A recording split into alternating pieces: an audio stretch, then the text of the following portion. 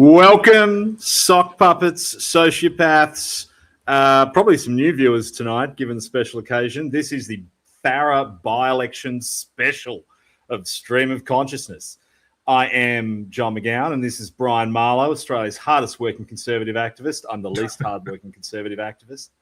And we are covering the most important by-election in recent Australian history, I think. What do you think, dude? Yeah, I think so as well. I mean, they say this every by-election and election. It's a pivotal moment, and everything rests on this. But huge, for once, it does. It's actually a pivotal moment. Yeah, it sounds ludicrous, but it is. Yeah, no, it really is. And I mean, I think the media get that too. I mean, I've got ABC 24 on right now. I think we agreed that's one we're going to watch tonight because it's going to have the most hilarious leftist meltdowns. But this is really going to set the scene for the entire country for the next 2 years. This is going to test the viability of One Nation as a genuine political project, as an alternative to the uniparty, as they like to call it. Mm-hmm. This is going to test their strategy around preferences. This is going to test how well they can campaign, their candidate selection. I will say this much, and this is what we know early on. I mean, putting aside the technicalities of their campaign, the turnout from punters has been absolutely phenomenal. And I think, this reveals so much of the buoyancy in One Nation's primary vote, no matter how, and I've criticized their, some of their technical fundamentals quite a bit, but the fact they are getting these people out, mobilizing them, 250 turned out to the pub last night to see Karl Stefanovic's debate. They all went and saw Paul Murray afterwards. I was talking to guys on the booths today who had flown and driven in from around the state and around the country, and they were telling me they were driving from booth to booth and saying, "Oh, well, they don't need us here. There's 5-10 guys in orange shirts already everywhere." Yeah. I mean, when was the last? I mean, you and I have both been around major party campaigns the last decade. When was the last time you got out of town help to go to a campaign and they were driving around saying, "Oh, there's too many people"? It's incredible. So yeah. So I think it's going to be interesting. Well, it's going to be interesting to see what the final turnout's what the final sort of voter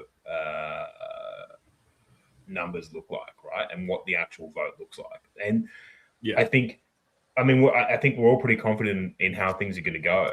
But I would actually say that even just in terms of the orange wave that you're seeing in that electorate, the massive increase in support for the party. At the end of the day, to me, it actually doesn't matter what happens in the election. It is a sign of things to come. And a big sort of fuck you to the existing system, and that's why so many people are motivated. So for all of our viewers who want TLD, I think that no matter what actually happens in this election, TLD is inevitable. So I'm G'd up. Well, so here's my read of it so far. Also, before we get into it, a fascinating thing that I had no idea about until one of the guys on the ground told me about it a couple of hours ago. So they are currently, as we speak, so polls have closed 9 minutes ago, but they've actually been counting pre-poll since 4 p.m. Did you know that? No, I had no idea. At 4 p.m. So I spoke to a guy who's on the ground, who's scrutineering the count, and he said that they were going in to start scrutineering. They were opening the pre-polls at 4 p.m. so they can help get a result tonight. Now, interestingly, that guy said to me, I'll be back in touch with updates, because I was hoping to be able to call it at 1 minute past 6.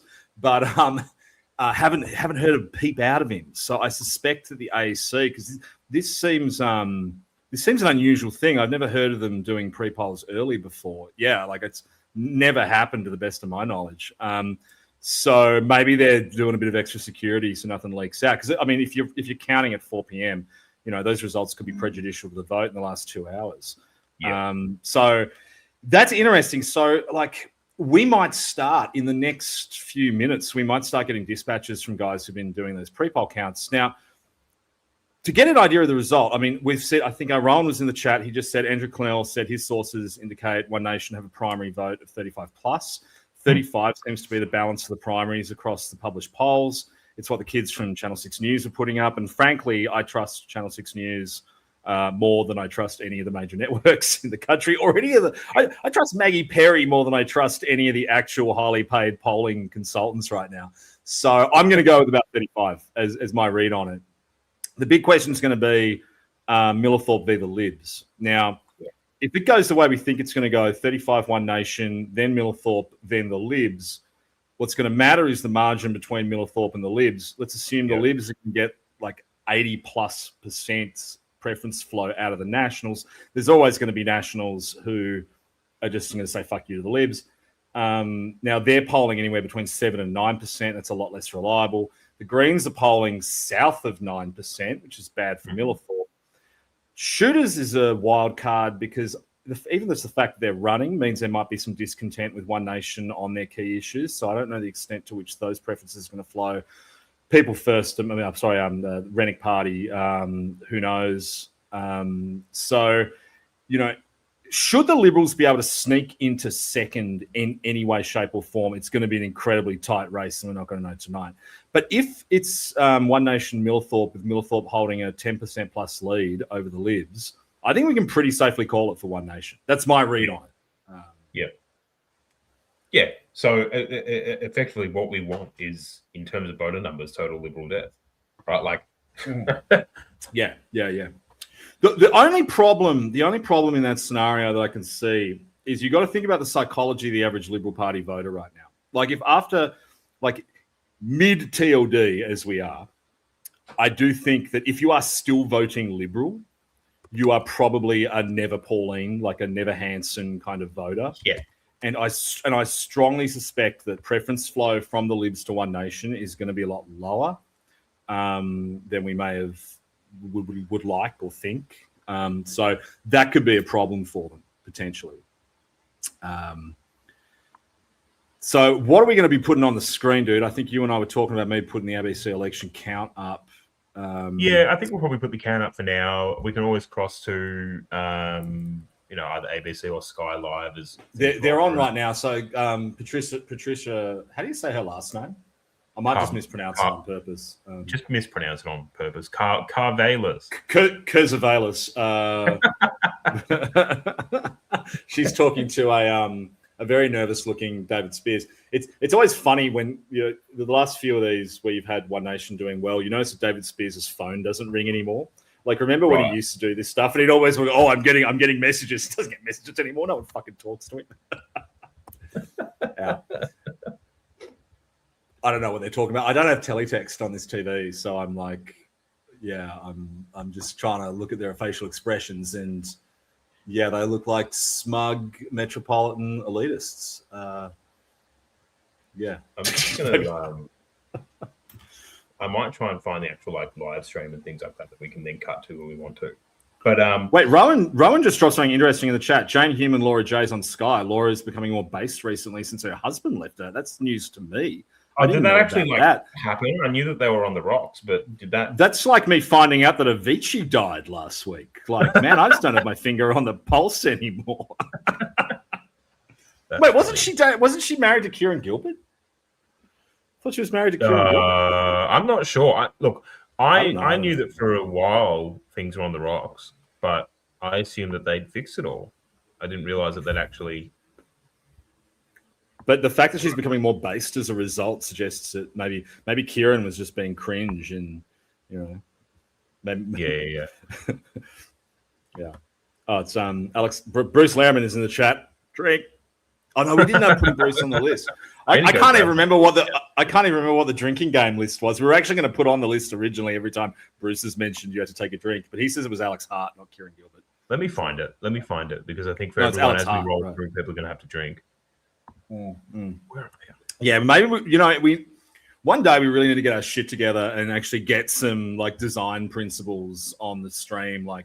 Because it's always been my dream to have like $1 million extreme style aesthetic where we have like 8-bit text everywhere rolling up. Like I'll run through the drinking game for some of the boys. So every time a journoid or poll commentator mentions lib votes declining, you must post TLD in the chat. Every 5 TLD streak, you must take a drink. You must take a drink every time Brian says Star Wars people. So that counts. You got to take a drink. Yeah. You must take a drink every time we mention our view numbers, which we're at 25. Currently on 2,000. They're on 2,300. You got to take a drink every time John references something that he wrote on his Substack.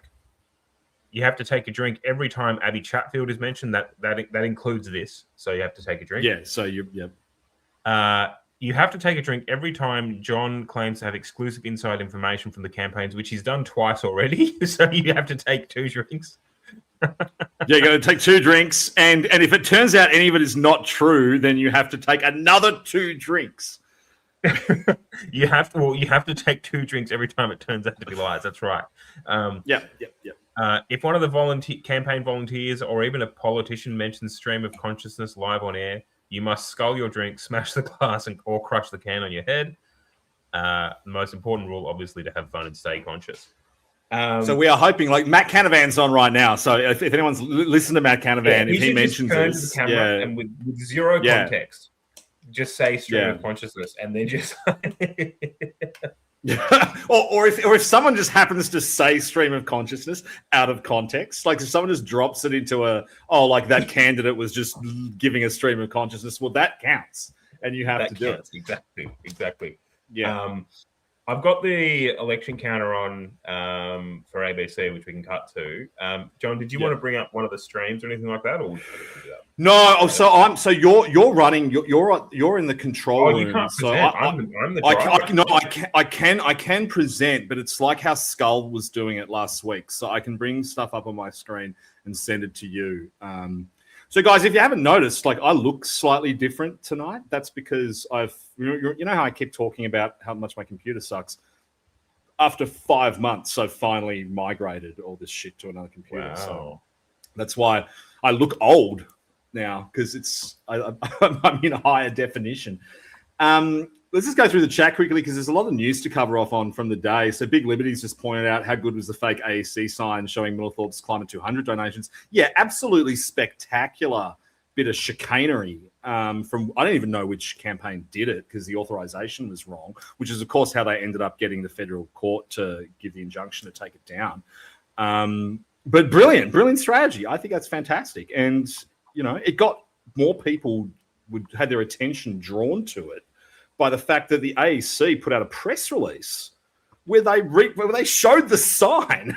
Like there was a picture of the sign in the AEC's press release, which is absolutely spectacular. So whoever did that, well done. I don't know which campaign it was from. I suspect that it was actually from the Liberals, because One Nation would surely not be campaigning against Millthorpe at this point. So I suspect it's either the Nationals or the Liberals behind that one, because they're the ones, they want to drive Millthorpe's vote down. Yeah, exactly. Green Goblin says you need to admit you have Botox. Which one of us? Yeah, true. No, I really do not have Botox. I'm 42 years old, and I just look like this. I don't dye my hair. Like you can see, because now that you can see in like 1080p, like I have grey hair. Like I just don't have much of it, because Yeah, mine comes out through my beard, but not through their head. Yeah. But That's a good look for you, dude. But you do if you shaved off your moustache, you wouldn't look out of place at Sydney Airport, like welcoming home some ISIS pilots. Well, this is the thing: is I've always been interested to know how long I could grow it, and it always stops at terrorist. Like it never quite like that. Yeah, past there. And although I'm trying to see if I can get a little bit past there, to see if it'll sort of pack out. Just going to have a look at the news. We're still at Canavan live. Canavan's off mine now. Canavan might have gone to Sky, but I've got Kurzavazalus and David Spears. She's doing a lot of hand motions. Just looks like she's holding a ball, and now she's let's just cut articulating with her. Yeah, let's just put her on air. Look, 1 sec, guys. Maybe make that go full screen so we can't see all the like weird. I say it's very popular in the region still, and don't forget that. And that they make the window full screen and then put us back up. Which of course we are. Well, speaking of which, Erin Somerville is covering the One Nation camp for us tonight, but Erin is outside. Oh, they let her in. The reasons we just yeah. Bruce was saying before that they let ABC talking in. to people, no doubt. Who was she the one that got kicked out? In and out. What can you tell us about the One Nation expectations tonight? Oh yeah, Bruce is saying this is pretty the one that got confident kicked about out. winning Erin their Somerville. first lower house seat. There certainly really is a sense of change in the air and a sense Oh, of wow. confidence around One Nation. We've hit some polling areas around Albury today. At the last federal election just 12 months ago, Michelle Millthorpe did win all these Albury booths, but many people that we did speak to at the exit polls today told us that One Nation had won their vote. When I asked why, they said cost of living. They'd also been watching media, watching social media, speaking with Hadn't been watching her. and they were really concerned about, I guess, just what... Look at her trying to not say immigration. Pauline Hanson really said what she thought when we spoke. But as you can see, perhaps behind me, there is a really strong sea of orange in town. Last year, that sea of orange all was Michelle Millthorpe, but One Nation Orange really is giving that a bit of a crack tonight. People are really excited. They say this poor girl's not used to doing live crosses. David Farley this afternoon. Really he said to me it was an issue of right. I'm going to mute her in a second. Right place, but also the right Yeah, candidate. mute her, but leave the text on so we can see if. Yeah, okay, that's smart. Yeah. Oh, no, that's not party of relevance. Some of his key issues. Be quiet. If any of you are there, try and get, because it's live, you can try and get behind her and get face docs yourself live on SOC. Yeah, that's right. Get behind it. It's interesting that like she's pretending that what people are saying to her is it's cost of living that's driving their vote. Like, oh yeah, sure, man, sure. Yeah, I'm like, really, Erin? That's really what's causing this. Like, really, that's what they were all saying to you. Yeah, I don't. Something tells me they were saying something else. Something tells me she was going up to people on voting on polling booths, and they were either saying TLD or singing the Mos Eisley Cantina theme song. Yeah, right. And this is the thing: is like journoids like this, they will try and pivot it to the message that they want to get across, right? So I guarantee you, she's been having conversations with voters, and then they're like, "Oh, well, migration, all this kind of stuff," and then she's like, "Oh, because of cost of living," to which they go, "Oh yeah. Oh yeah, cost of living." I wonder what's causing the cost of living. Yeah, mind you, I mean, like to be fair to her, I mentioned down in Albury, probably Star Wars people are not front of mind. I mean, I think as far as Star Wars people go, that Albury probably looks more like a scene from the bridge of the Star Destroyer than it does from the Mos Eisley Cantina. Yeah, 100%, 100%. But what's Casey Briggs saying? When even places like Albury are just going, nah, we've had enough. We're done. Well, remember too, like geographic, the kind of nexus between geography and demographics is changing a lot now, and you're going to have a lot of people who migrated down there post-COVID because they work from home. And, I mean, this is what's driving the vote for someone like Millthorpe is because you've got, inner city lovies who, took advantage of the fact they don't have to go to the office anymore Yeah. And they're living down in these places now with their stupid values. And they just get reinforced by the fact that they've got all the care and none of the responsibility. Like, you're living in Albury, you can have a lot of left-wing kind of progressive views on this stuff because it's not like you're, getting machete crimed when you go to buy your vapes, which are constantly having their stores burned out. So it's a different kind of environment. Yeah, exactly. Exactly. Casey Briggs is no Anthony Green, and that's a good thing, I think. Yeah. I'm probably committing sacrilege, but like, I'm okay with Casey Briggs taking all of this over. And yeah, I don't mind him. I actually don't mind him. Yeah. Yeah, exactly. Someone was asking, are there actual immigrants in Farah though? Yeah, probably not in huge numbers. Although there is an entire plan to send more Star Wars people out into the regions. Oh yeah, dude. The Nationals love that. The Nationals have always been obsessed with this idea of like, emptying the poor and hungry of the third world and sending them to pick apples in. Yeah. There's that program. I think it's called Woofing or something like that. It's like working on farms. Yeah. They love that stuff. Yeah. Effectively, they're just taking people and enslaving them. Like basically, yeah. It's blackbirding all over again. Like, and like Labour seems fine with it. The exception, of course, is the Pacific Island program where they come out because those guys. I mean, that's such an insane deal for those guys. Like, well, so how did that work? So that's the one where they come out and so they're effectively guest workers, right? And so I think the two things that they come out, they get a qualification. So the whole idea is it's not so much. It's one of the few migration programs that's viable because it's not about just grifting raw GDP data for us. It's actually about helping the countries. So the idea is that if you live on the Solomons or you live in, whatever fucking longboat country that you're from, that you come out here, you become an electrician, you become a plumber, you learn how to build things, you work out here. I can't remember if it's 4 years or 6 years. I mean, it's a balance of both. And then at the end of it, you go back. And the idea is when you go back, you take the skills with you, you help build things in your own country. But of course, the biggest thing for these guys is they're getting superannuation the entire time. They're getting the super contribution. And then when they leave, that cash is out for them. And plus whatever else they saved. So these guys are going back to their home countries with like 40,000 Australian dollars in their pocket and just living like kings. And they go back and there's like, they're like roasting a pig when they get home going, this is awesome. I'm a big fan of that program. I actually think that's a really good program. That when we win, and we do have to manage things like our regional soft power, and you have to get to the 100K a year somehow under One Nation. Like, that is the best program because they don't stay. They enrich their country. They forge deeper links.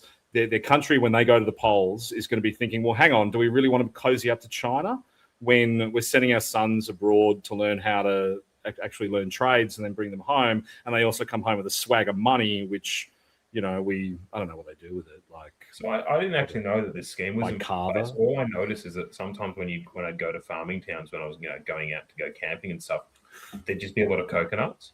And I just that's a different. I think they can do that under different schemes. The one I'm talking about, it's for trades. So I don't know if So this is a newer one that I can't remember if it was in the late period of Morrison or under Albo, but it was quite recent. But I saw a piece on it recently because it must have been about 4 or 5 years ago because the first cohort of them are now going back. Right. Because, of course, and the ABC hated it because the ABC were only talking about the ones that want to stay here. And because when you do this, you have no pathway to stay. And I think it actually becomes a problem if you ever want to come back. So yeah, gotcha. Yeah. But I think that's a great program. Like, I reckon one of the things that we should look at doing long term, once the initial problem of mass migration is sorted, is that it should actually be extended to Indonesia. Right, because the Indonesians, for some reason, hate coming here, which, look, with all the other problems we have to deal with, is probably a good thing that the country with 400 million Muslims does not want to migrate to. They just don't want to come here. But because they are our closest ally or in the region, and they are so vulnerable to manipulation, by China, then that's a program like that for them. Because they probably come here and they just probably go back to Indonesia on weekends. They hate Australia so much. We could actually have a really great program with them. Where does that come from? The hatred. I mean, no one knows, dude. I remember stories when I was working in the when I first started working in the Howard government. This was before the boat towbacks and things like that. When boat people were first becoming a problem, I remember seeing stories about in that early boat people period, how the Indonesian people smugglers would drop the guys off and then get back in the boats and leave. They would run away.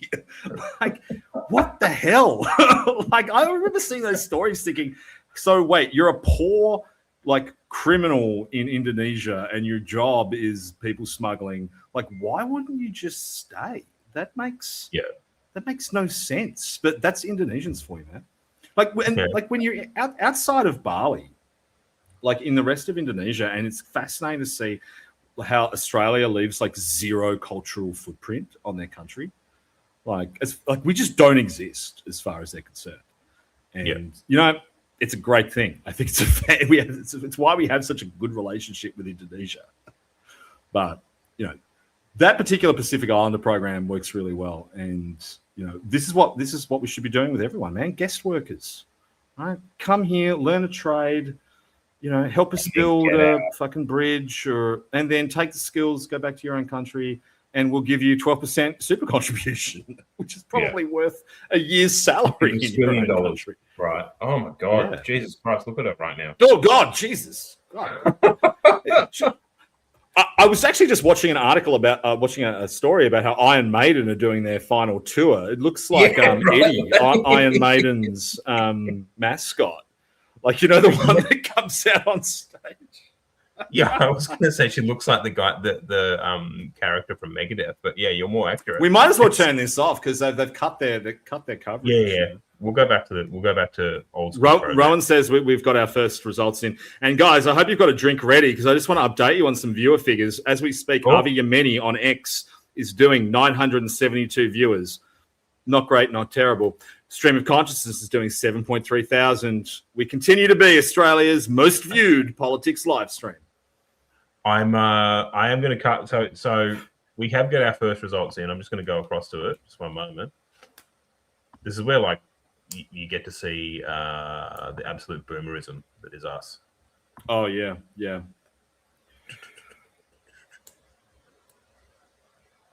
Hey, yeah. Do you want me to try it? No, I think I got it. I think we're there. You think you got it? Yeah. I think I got it. Look, I'll go full screen for now. So wow. Okay. How many actual votes is that on that booth?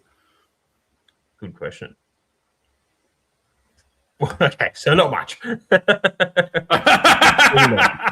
But whatever. Okay. Landslide victory. I'm calling it. I'm already calling it. Yeah.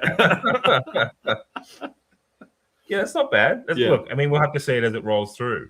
But what do they usually say on the allegedly legitimate election watchers? This is early days. It's an early count. It's not representative of everything. Yeah. No, disagree. That's it. Landslide victory. That's it. It's done. It's done. What was it in 2016? What's the name of that? What's the name of that one polling place in the United States that reports in 4 hours before everyone else? Do you know that one? Oh, 2016. It reported in Australian time. It was 2 o'clock in the afternoon. And I was working for Crosby Textor at the time, and I remember Mark Textor just walked out and said, "Yep, Trump's won it," and then he left. We were like, "Fuck, okay." Yeah, when Enoch and I were basically just staring at the Panhandle area of Florida in 2016, and we were like, "Well, depending on what happens here, that's when you get to call it." And I just remember looking at every single area in the Panhandle area to see what happened. Good times. I miss it, especially given what's become of the admin. Yeah, I know, right? I mean, we don't want to get too distracted because this is the Farah by-election stream, but like even I am looking at today's UFO stuff going, guys, that's on the notice. Like, really? I saw a hilarious tweet today about how, like, you know, the UFO stuff will become a massive scandal, like just like the Epstein thing. Like, he's trying to distract from how bad the war's going, and it'll just blow up in his face somehow. Bruce is we're saying, getting One Nation and Millthorpe only realistic chances of winning. So yeah, it's TLD. It's TLD, yeah. Yeah. Rankin Springs, certified Patriotville. I don't even really know where any of these places are. I know very little about Albury. I've only ever been there once in my life. So, guys, was that where Daryl Maguire was from? Oh, no, that was Wagga. He was from Wagga. Yeah. He was from Wagga. Yeah. No, I've been to Albury a few times. It's a nice little neck of the woods. But yeah, but it's like the last. I mean, ever since COVID, just like a lot of regional towns, just got filled with like cashed up boomers that wanted to have a tree change, and they just kind of ruined the joint. I mean, to be honest, mate, kind of like Hobart, right? Like you just had this influx of although that was happening prior to COVID as well, which was interesting. Hobart still has the advantage of being like it's quite big. I mean, Tasmania is like this kind of the size of the Hunter Valley, so we have like even though like the south of Hobart is like that, the rest of it is, and there's still heaps of places that are cool. I'm really happy with Hobart. Actually, I've actually just recently made the decision to lock in down here. I'm even looking at I'm looking at houses. Jeez, you're becoming a serious man now, guys. We did say at the beginning of this stream that we would have a couple of guests as the night progresses. So I'm just going to add our first guest, none other than John Ruddock. G'day, mate. How are you? Good evening. Happy by-election, gentlemen. Hello, John. How are you? Very well, thank you. Good to see you, John. Good to see you, Brian. Thank you for the shout out in Parliament. That was huge. Yeah, we've Well, look, I'll tell you. John Humphreys. I don't know if you know Dr. John Humphreys. He's the guy that's founded the. Oh, you know him well, Brian. You know him as well, John. Yeah. I know of him. Yeah. Okay, cool. Well, he's a pretty smart cookie. You would know, Brian, right? I think he's probably the smartest human being I know, except for you two good gentlemen. And he ragged me up, but he said McGowan had a really good line about welcome to country if you're going to say anything in it. And I said, what was it? I said, yeah, that is a good line. So then he played it to me. So, mate, it was deserved.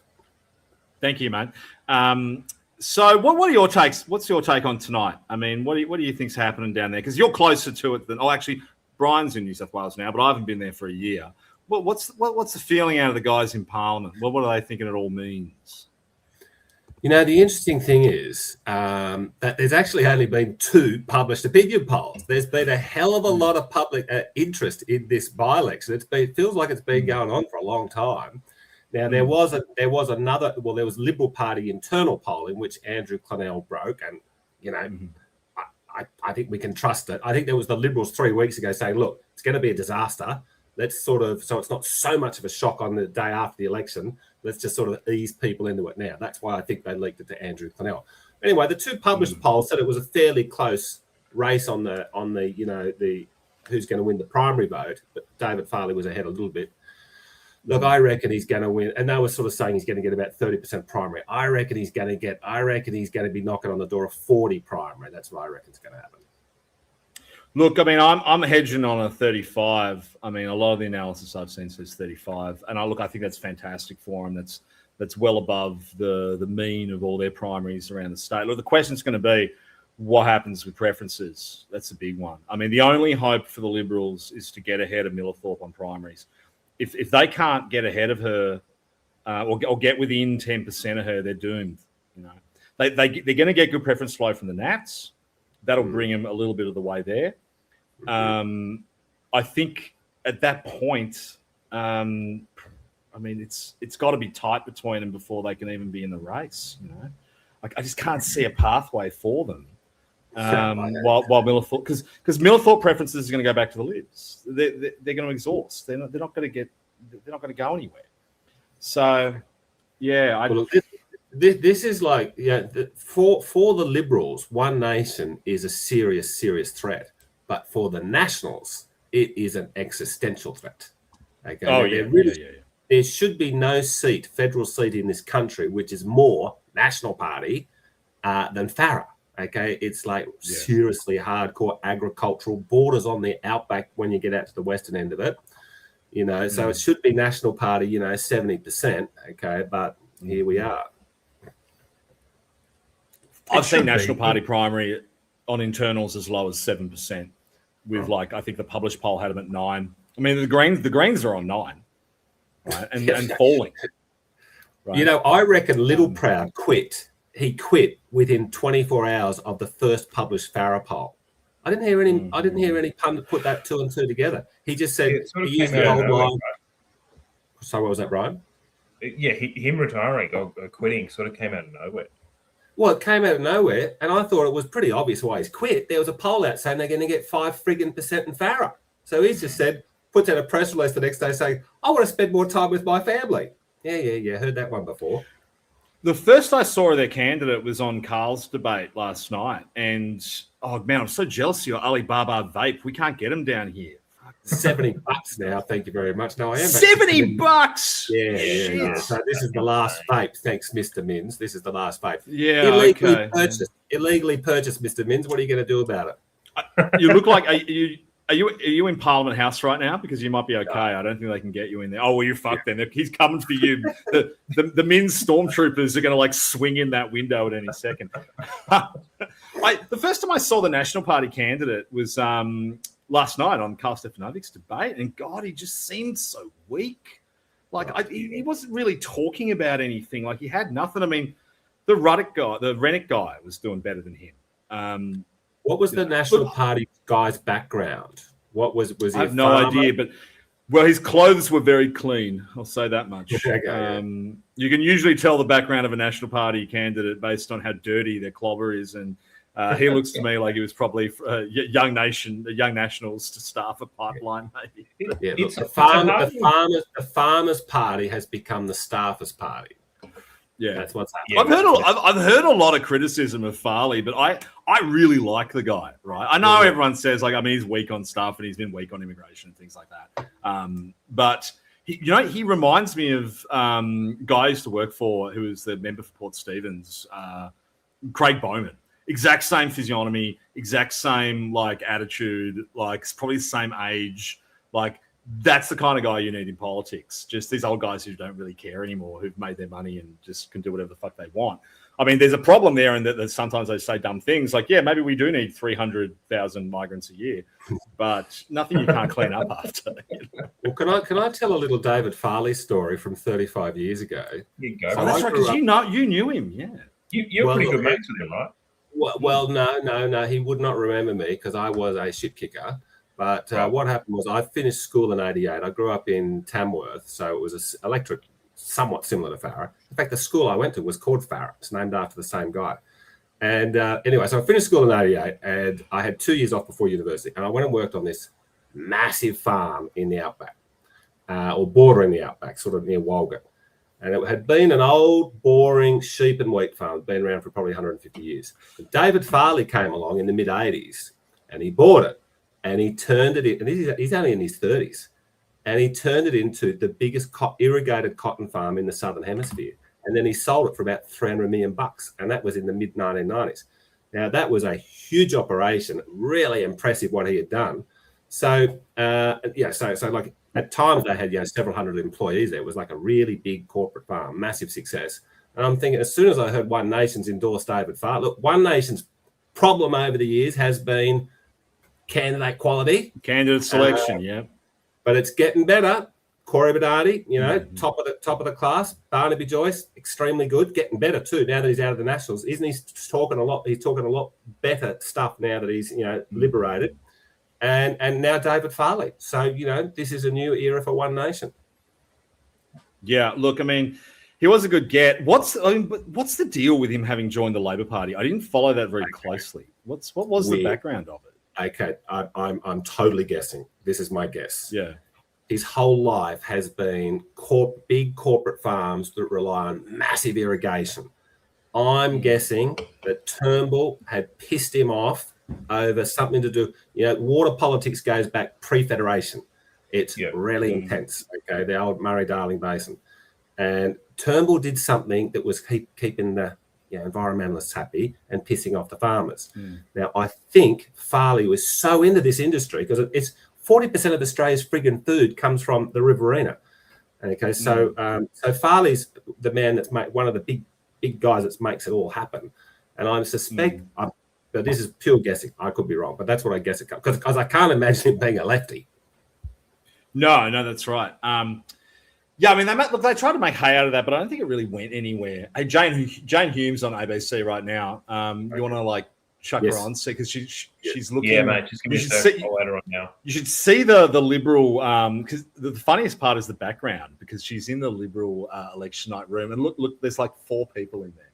1, 2, 3, 4. Oh, those are children. So I guess there's 2 little kids in the background. So there's 5 people. Just when I was logging in, did one of you gentlemen say that there had been a booth in tonight? Is that one booth was started? Yeah. And what did it show? Well, I don't want to get into the numbers just 80%. This was she doesn't want to get into the numbers. Seat. It was held by our leader, Susan Lee, and when a popular local member, particularly somebody that's been here for such a long time, retires, there's always an expectation that a seat could shift. That's what it is. That's what it is, Jane. It's just the old member was so popular. That's the only reason there's this big swing. White tablecloths just scream rural seat, doesn't it? It's looking for their Labor candidate, and of course there are literally dozens of people there. There are literally tens of people there. Wow, you're not joking, are you? Look at that. There are handfuls of people in that room. However, we are looking at the true believers there in the background. The absolute true believers, yeah. Not ready. Elbow go away hats. Good on them. Yeah. They're very cross. I appreciate the balloon. They're cross about the standard of living going backwards, I think, so far and so fast, just in the last 4 years alone, and they want to see a change. The message was certainly for change. It was interesting being on the booth and I like that there's 3 undrunk drinks on one table. That says everything, really, doesn't it? 12 months ago, 43% primary vote. Someone just walks in, drinks half a pint, and goes, "I'm fucking out." It's free beer. It's they don't even want to be there for the free beer at this point. I think there's frustration at things that have gone on in the coalition. I wouldn't leave an unattended drink at a Liberal Party function, just quietly. We really have only been on the ground now for 8 weeks, 9 weeks or so. We probably haven't had enough time with our terrific candidate, Raisa Patowski, who has worked so hard. I hear she's based. Someone told me that despite being in the Liberal Party, that Raisa isn't actually that bad. I mean, her name is it does kind of sound like racist. Right? Imagine how much fun we could have with her in Parliament, racist Racer. Oh no, actually, it's not like she has anything else to lose. She may as well jump on the stream. Yeah, she might as well. What's the worst that's going to happen? Yeah. An awful lot. What are you going to do? Lose the seat? Tim Humphries just said, "Is John Howard there?" I mean, that would be funny if John Howard's there. There will be opportunity though at the end of this process. It's getting a bit tiresome, isn't it? Some introspection to say. That was Ian Zarkon who just walked past. We used to call him Zarkon B because if you were locked in a room with him for long enough, you'd go to sleep. Frustrated they were forever about the lot that they have. Now, that wasn't necessarily directed at us. It was more directed at the government, but it may well be us that pays a price for that. Do you think so, Jane? Do you really think so? Jane Hume think it was a good idea for the Liberals to preference One Nation ahead of Michelle Milford? Oh, this would be good. I'm not going to speculate on preferences. That really is a decision for the party organisation, not for the candidates and not for the politicians themselves. With good reason. You're the deputy whatever the result Party. You can't say whether this was a good idea or not. Well, no one in the Liberal Party can identify a good idea. Don't ask her that question. For a long period of time, that has done what needed to be done. That's delivering the messages that the voters of Farah wanted to hear. Poor Jane. Whether that's the candidate that can actually deliver the changes. Wow. That these Spears just said this is interesting. That's the first time anyone's ever said that about Jane Hume. And it's on us to be able to reflect that mood, that need to change, that desire to see something different. But this question of preferences is a big one. Angus Taylor very strongly endorses the decision to go to the preference One Nation ahead of Michelle Milford. Tonight, you're not willing to say whether that was a good idea. Well, I think one of the issues that was so important that came up from our membership base here, Liberals, over and over again. What membership base? There's 4 people back there, Jane. and the other was the local hospital.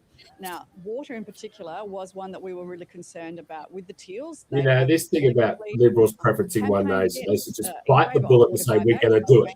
Because until they do... Just do it at this point, yeah. Yeah, they might. The left isn't going to go crazy for 3 days, but if they don't, this is what every Liberal who's ever going to be interviewed between now and the next election. Yeah. You're going to preference one, they should just say, yeah, we are. But well, the other thing is people can write whatever numbers they want on the form. No one's got a gun to your head. Like, no one's forcing you to write the numbers, guys. But so you go. I've got into the few times I've voted. Like, there have been times where I've actually voted number 2 Labor just because I hated everyone else on the ballot. So it's like no one can force you who to preference. Right? I just don't get why people get this fixation on how to vote cards. I mean, I think one of the most fascinating statistics in recent kind of preferencing history is in 2019, that one where Clive Palmer dumped all the money and One Nation weren't doing particularly well. But, like, you know, preference flow from Clive, that election, it was barely 50%. Like, I think it might not even have got to 50%. Like, so Clive voters were Clive voters were going everywhere. Like, it wasn't as impactful as people thought. But that's sort of to be expected with the UAP voters, right? They kind of like, you know, vote 1 for insert party, vote 2 for chemtrails, vote 3 for, you know, this and that. So, like, it's not too short. Wow, that's a little harsh. That's a little harsh. I thought the UAP members were new to politics, but they had hearts of gold. Now they were...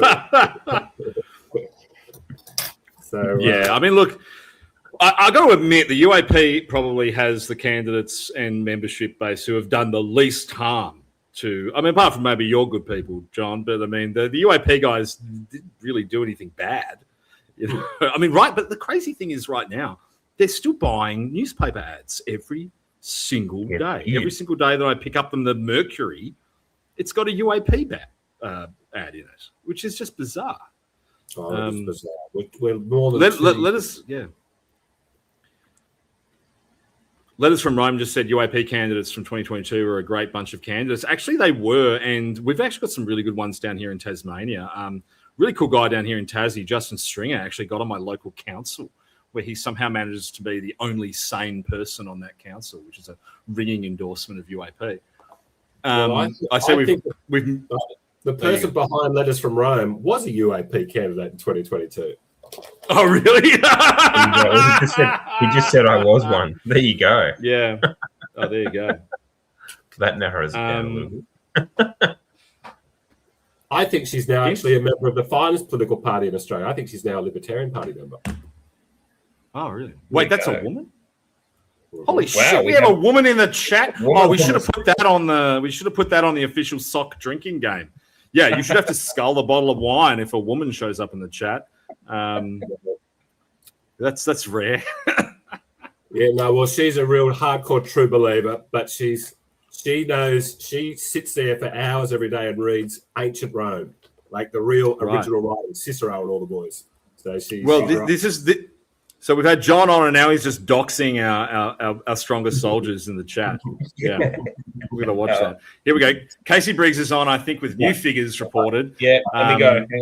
We're getting. Casey really doesn't know what to do with his hands. We've got, which is one kind of part of this seat. 300 votes in Barellan. David Farley winning nearly half of them. Michelle Milthorpe winning 18.5%. The Nats and Libs. Brad Robertson 12%. Raisa Bukowski on 6.3%. So another boost in the single digits there. Have a look at the swing here. Now this is one where we're seeing a swing toward Michelle Milthorpe on primary as well as One Nation. So Michelle Milthorpe has improved her primary here. Having said that, One Nation still has nearly half the vote. So we're still seeing a patchiness across different booths. And again, near the booth we just looked at, while Bundry, David Farley has more than half the primary vote. Raisa Bukowski here running second, 14.6%. We've got a bit of a tussle in these booths about who comes second, third and fourth. We've got, potentially a kind of very competitive race there in these rural booths. If only rural parts of all of Farrow were voting tonight, I'd be pretty confident in saying that One Nation won. They probably wouldn't need preferences. We wouldn't need preferences. Well, they might be winning it on primaries in the small rural booths. The question is what happens when Griffith and Albury come in. We won't know that till later. In the other way around. So at the moment, One Nation would be thrilled because they're winning winning these booths on primary votes. Let's just see what happens. But four booths in. Let's have a look at the seat-wide figures. Actually, we should do that for the first time. Now we've got a handful of booths in.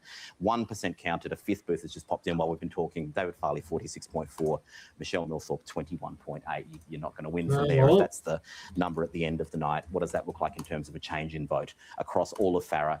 A projected swing. So this is where we think things are going, but cautioning that we are expecting patchiness across this seat. The Liberals down 33, One Nation up 37, the Nationals up 9, Labor not running their 13.2%, also sort of dispersing across candidates and potentially some of that going to One Nation as well. Well, that's interesting, that point you just made at the end there, that Labor vote, Labor's not running. So where's that vote going? It does appear from that. So it's going to One Nation. Michelle Millthorpe perhaps, but a little bit also could well be going to One Nation. The laws of arithmetic suggest that there must be Labor votes going. Yeah, I'm not gonna listen to Casey Briggs on the laws of arithmetic. Yeah, mute that. Cowsey has a good question. What do you reckon would have happened if Labor ran someone? That's a really interesting question. Labor not running someone just seems to be like a deliberate, like overarching strategic ploy so they can smash the Liberals on their like similarity to One Nation. That's the only reason they're doing it. You really got to wonder, given the demographics down there. I mean, they must have so many people who are dyed-in-the-wool Labor supporters down there, and they're kind of like leaving them behind just so they can put a press release out in Tony Burke's electorate. It's kind of disgusting when you think about it. In the booth. I just saw Jack Lance's post. No, I just thought, is Burham Buttock an actual booth? And I started Googling it, but I'm thinking you might be joking. It's interesting watching like sit there and be shocked that old school Labor voters might actually park themselves with One Nation. Like, this should be so abundantly clear to people, but to these guys, it's like telling them the Emperor has no clothes. Yeah, I reckon it's happening a lot. I reckon a lot of Labor guys are thinking, well, if you care about, jobs, if you care about wages, I mean, it just seems like a no-brainer that you're going to support something like that. Because you're not going to go with the Libs. Exactly. You're not going to go to Libs, so where else do you park your boat? The Nats are pretty much dead. On the Nats, we were talking about it before, I feel bad for Matt because he's really got an uphill task to save his party after the just complete destruction that DLP, made the party subject to. And his number one job really for the Nats in Farah is to just not go backwards, right? In such a rapid rate that it looks like a total death. Oh spiral. Yeah. If they get 7% tonight, Ross Cadell will do a press release saying it's like a massive win. I guarantee it. Yeah. Well, to be honest, anything above 5% is okay. I'm just going to bugger off this screen because I don't want to give free ads to shitty ABC shows. Free ads to I know, right? All I'm seeing is overweight people on there. You've got enough of these on the stream. Yeah, exactly. But yeah, look, if the Nats clear 5%, that for them is a success given the absolute onslaught that is just happening. Look. There's internals doing the rounds, and the caveat, and this might be something you have to drink on later because these internals have been disavowed by UComs in the past. But I've seen ones where the Nats are on 9%. Now, if the Nats could get 9%, they're going to sit there going, "That's fucking fantastic." Look, it's bad for a seat like Albury. Where they should be naturally doing a lot better. But yeah, look, I think it's going to be like 7 to 9 on the upper end, but like you said, it could be lower. If it's lower, if it's south of 7, I think they're going to be in trouble, And the problem with the Nats is they should be able to, and this is like the point I made about One Nation and their problems in the pen last week, right? When you're in that position, you just say whatever the fuck you want, my criticism of the One Nation in the PN was they just sort of come out and said, we're going to just cut all the funding for Pride Month or whatever and build a second hospital. You can say whatever you want at that point. The Nats are really in the same boat. I mean, the Nats could theoretically say whatever they want. And they're sitting there and they don't have an energy policy. They don't have they talk about fucking hyper Australia, and which someone sledged me today online for, saying it's fucking Reddit coded. And you're probably right, actually, whoever that was. But they could say whatever the fuck they want, but they're not. Like it's like they're just like an extension of the Liberal Party room. So who fucking cares about them? No wonder their votes are going nowhere. You know, when Barnaby was leader, Barnaby would have Barnaby brain farts, and he'd come out and say, "Oh, we're going to do inland rail, or we're going to fucking build a nuclear reactor in Ford." Yeah, we're going to something insane. We're going to get Johnny Depp's dog and fucking shoot it. Yeah, I'm going to shoot Johnny Depp's dogs.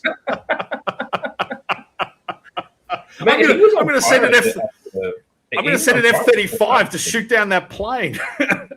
Yeah, exactly.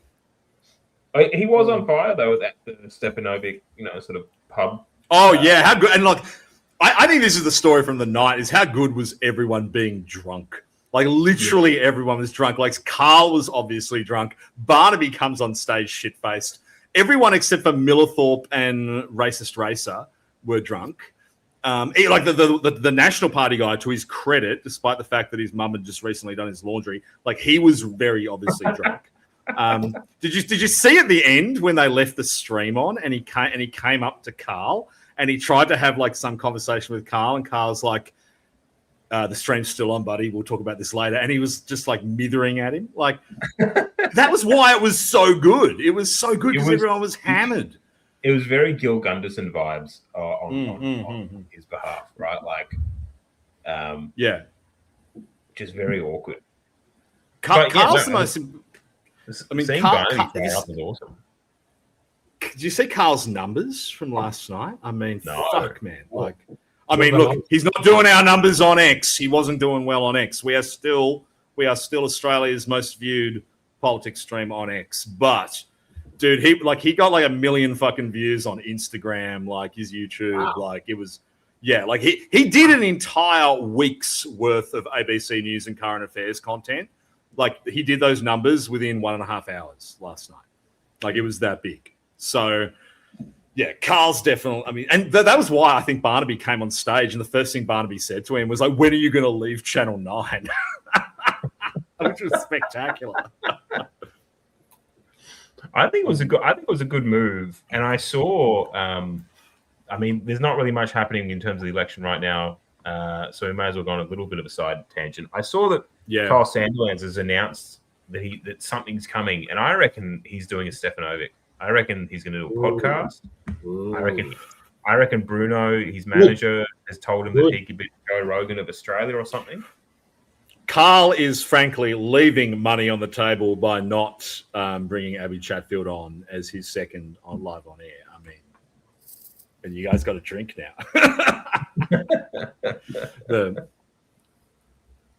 I mean, I hope he does. Like, I mean, look, that's what has to happen in Australia, right? The whole media landscape just needs to shift, and people got to stop watching these eunuchs, these absolute eunuchs that make up Australian public life, and just turn them off and watch Carl Stefanovic, watch anyone, watch Stream of Consciousness. Fuck, even watch Avi Yemeni right now with his 1,500 viewers. But watch anyone that's not those guys.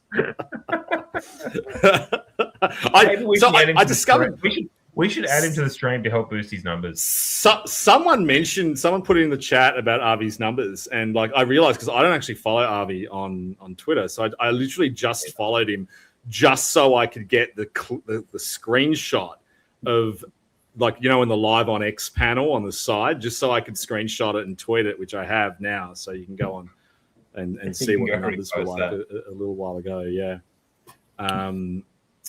Yeah, fuck. Well, gentlemen, I think it's just fantastic to see big names. I haven't heard this thing about Kyle Sandilands. I think it's great. The more people that can get out of the corporate media and do their own thing. And the best thing about it is, look, a lot of people have a go, but look at Tucker Carlson and Piers Morgan.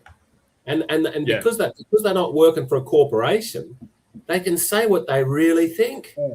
And now we know just how structured and how many guardrails there were on people when they're in corporate media. So in the 1980s, before the little thing called the internet came along, if you go to any of the OECD companies, in the top 10 companies on their stock market, half of them were media companies. In this country, it was Newsroom, Channel 7, Fairfax, 9, and then the internet comes along. Look, it's the greatest thing that's ever happened to free speech. The internet, this is why people like our want to curtail it. Well, the Tucker phenomenon, and if you think about before he got fired and from Fox and what he got fired for, very similar to why Karl Stefanovic is doing the amazing numbers he's doing. Very similar reason to why someone like James Morrow has maximal cachet. There's this fascinating trait that's been really well researched around how progressives and conservatives consume media differently. Okay. And when progressives consume media, they want to see someone who is exactly like them telling them new information, right? So women who watch Abby Chatfield are just like Abby Chatfield, and they tune into Abby Chatfield so Abby Chatfield can tell them new things to be outraged about, right? That's the relationship with the audience. When Tucker Carlson was on Fox and he started talking about the Great Replacement and he started talking about like white genocide, every single viewer who's in the United States who swings a hammer had already heard that before. The reason they tune in is because they want to see someone from outside their class cohort repeating the things they already believe back to them. This is why one of the most watched, and as crazy as she is, but like one of the most watched content creators in the United States is Candace Owens, right? The reason why an American in a trailer park watches Candace Owens is so that a black lady can tell them the things they already believe. And when a black lady says it, they go, well, you see that? If she believes it too, then it must be true. When Tucker Carlson, a tweedy, like Princeton grad, who literally, remember, he used to wear a bow tie, when he was repeating the messages back to the audience, they go, well, it must be true. And so Karl Stefanovic's strategy, which I don't know whether he's doing it because he knows it's deliberate or if he's just stumbled into it, is when you've got this guy who is enmeshed in elite power in our country for so long, he's now going to that audience and repeating these messages back to them. They're going, well, if Karl Stefanovic, who was sitting there on morning TV for decades, when he believes the same things I believe, then they must be true. And that's how the relationship between the audience and the content creator works on the right of politics. And I don't think everyone gets that. Put Bridget on, yeah. God, what is going on in the background? Fuck me. And we've enjoyed every single minute of it. And we've found that...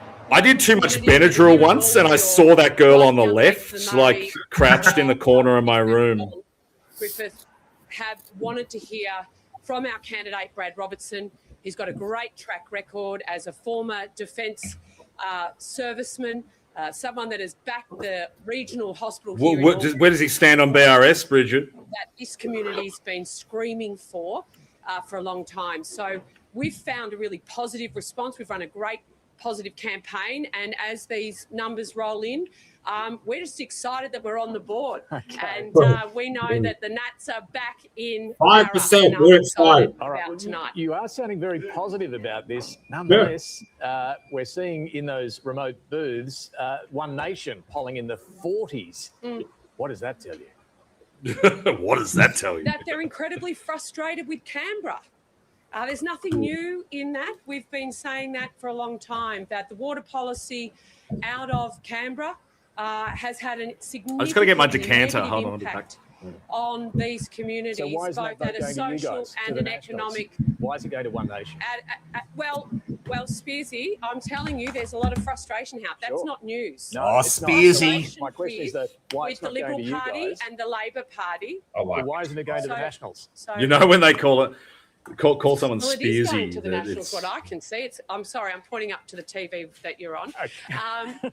Part of it is going to the Nationals, but you're right. There's a lot of frustration out here, and these communities are wanting to send a message, and that is what you're seeing out of these rural booths. This is not news to the National Party.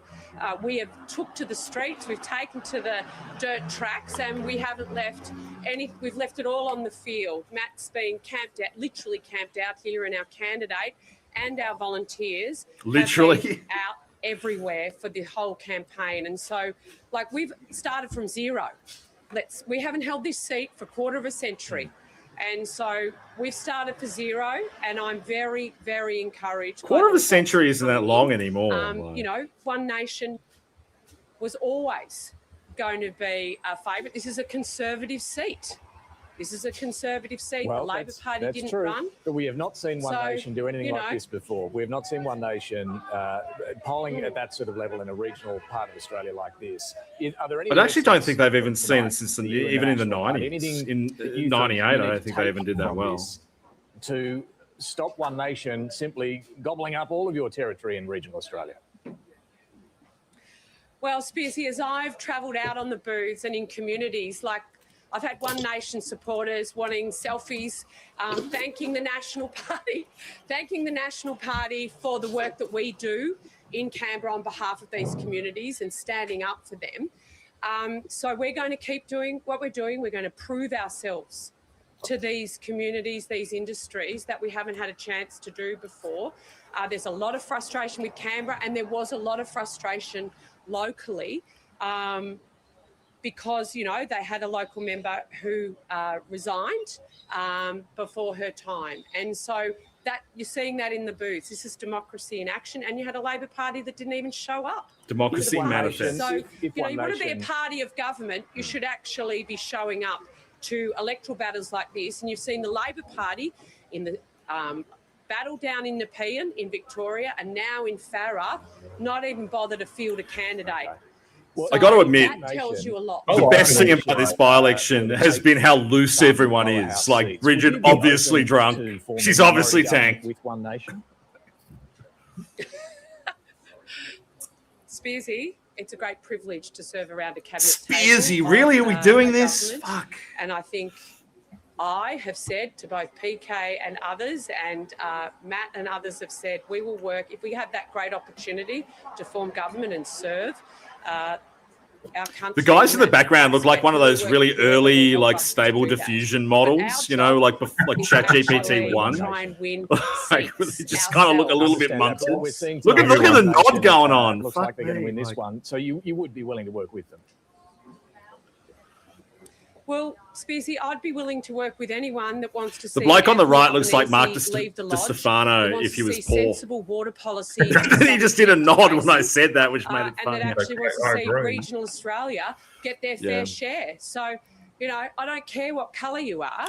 Can we get Sky up? Does anyone have a Sky sub? And healthy country. And I can try. Rowan's suggesting that he just said Laura J's just implied TLD. I reckon we're going to get more out of Sky tonight than all right. Because I mean, unless we just get, I've got her on here, so if I see Patricia Kurzervas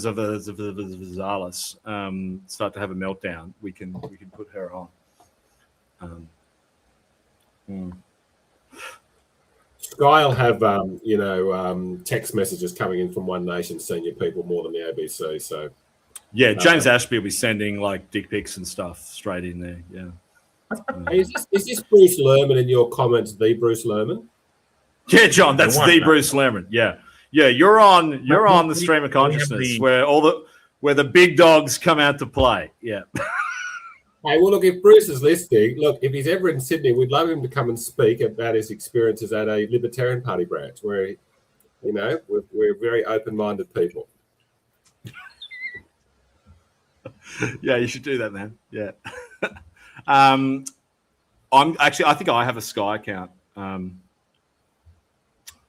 Yeah, I'm just trying to get it up. Mate, the Sky website is disgusting. So I am okay. I've got our first because I haven't been checking any messages for a while. So about 10 minutes ago, we got our first dispatch from inside the scrutineering for the pre-polls. So obviously they have kind of shut those guys down, so they couldn't leak anything out of there. And they're saying big numbers for Farley, and a lot of plan trusting being posted in the chat. Trust the plan. It seems to be going really well.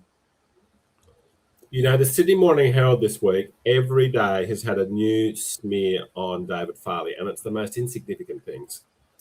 And I really no one reads it. I mean, who's reading it at this point? Like, who's reading the Sydney Morning Herald? It used to work. When Pauline had a big surge in the 1990s, you know, the media went out to kill her, and they eventually did. But if anyone did read the Sydney Morning Herald in Farah, I think they would have said, this is the media just being unfair to Pauline again. That's what they would have thought. Yeah. The biggest problem they have is that you know, the entire political marketplace was contingent on making voters feel like they couldn't say any of this stuff. And now voters there's so many things reinforcing their views that guys are just coming out going, no, fuck you. Like, I mean, the thing that I think is the biggest indication that there's been a vibe shift is before you jumped on, we were talking about our dispatches from the ground. Sorry, I'm just reading a chat. And they're saying that, you know, there's 5-10 people on the smallest polling booths out there, you know, 200 odd of these guys showing up to events. Like, the fact that people now feel like they can just put on an orange T-shirt and go out and support One Nation is the biggest indication that something has shifted. I mean, what can they do now? They can't cancel you. Like, no one's losing their job over it anymore. So Green Goblin just pointed out something interesting just regarding that. I mean, Cos said 72% of people don't have a media sub on that Mark Burris pod, right? I mean, he thinks there's more than that, but I think that's probably about right. I mean, I think most people are completely disengaged. Like, the mainstream media in this country is communicating with about maybe 25% of the population.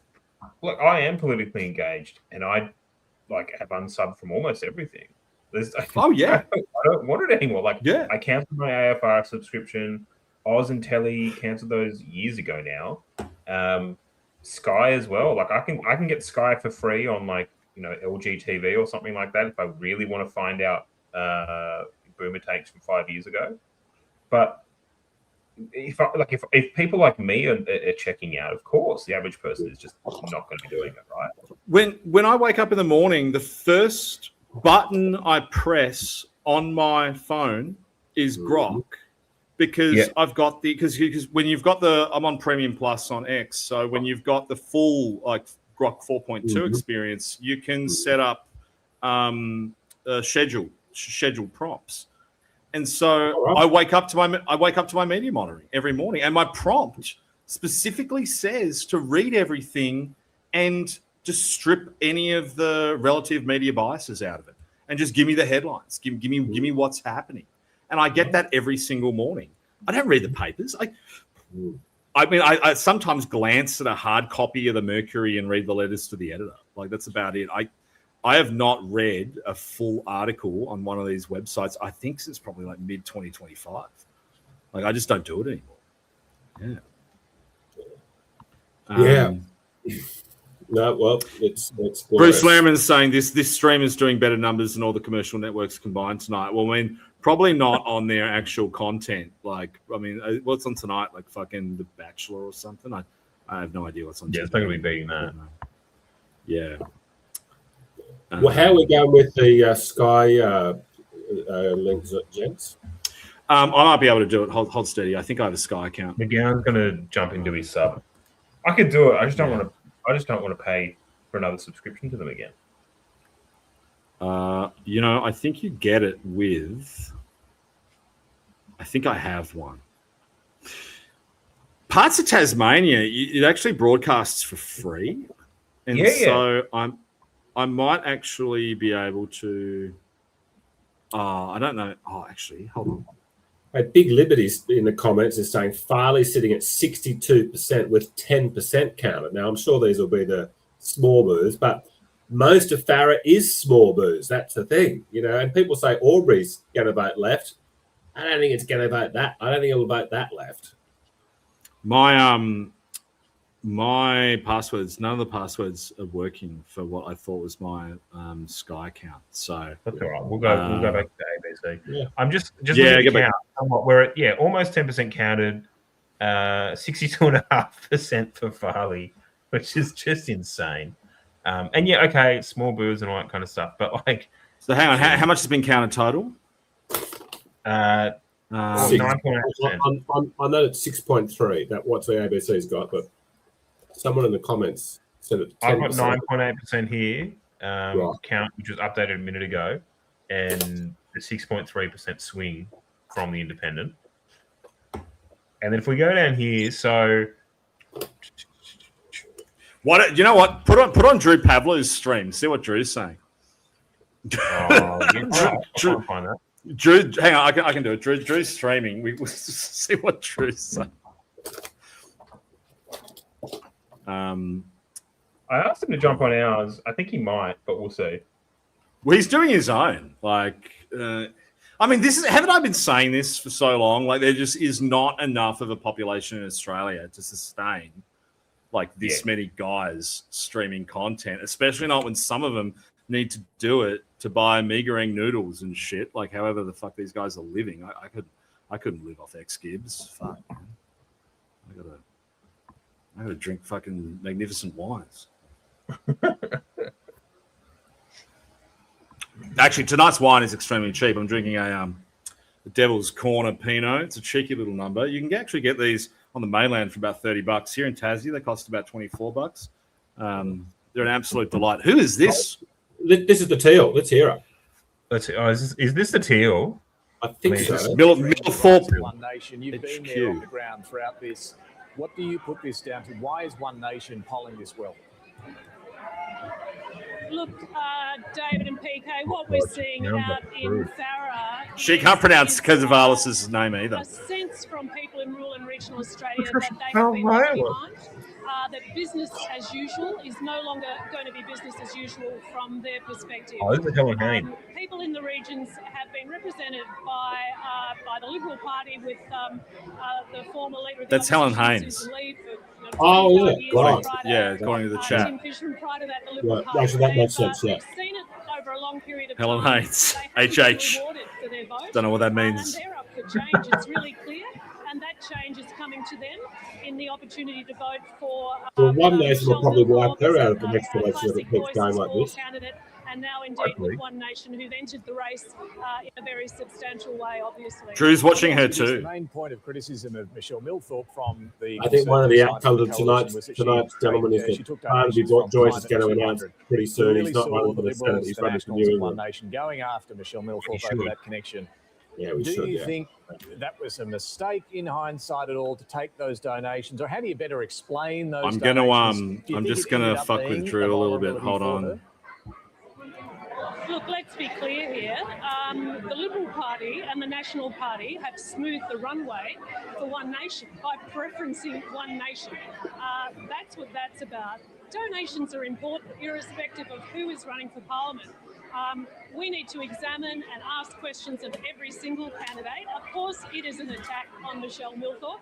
There Well, the wasn't kids much are to excited attack about Michelle being on Millthorpe TV there in the let's be background. They're honest. having a good time. No one else When you is. compare, what's come out about the One Nation candidate, I think that there was Good for them. to sledge Michelle Millthorpe on, and that's the standard line.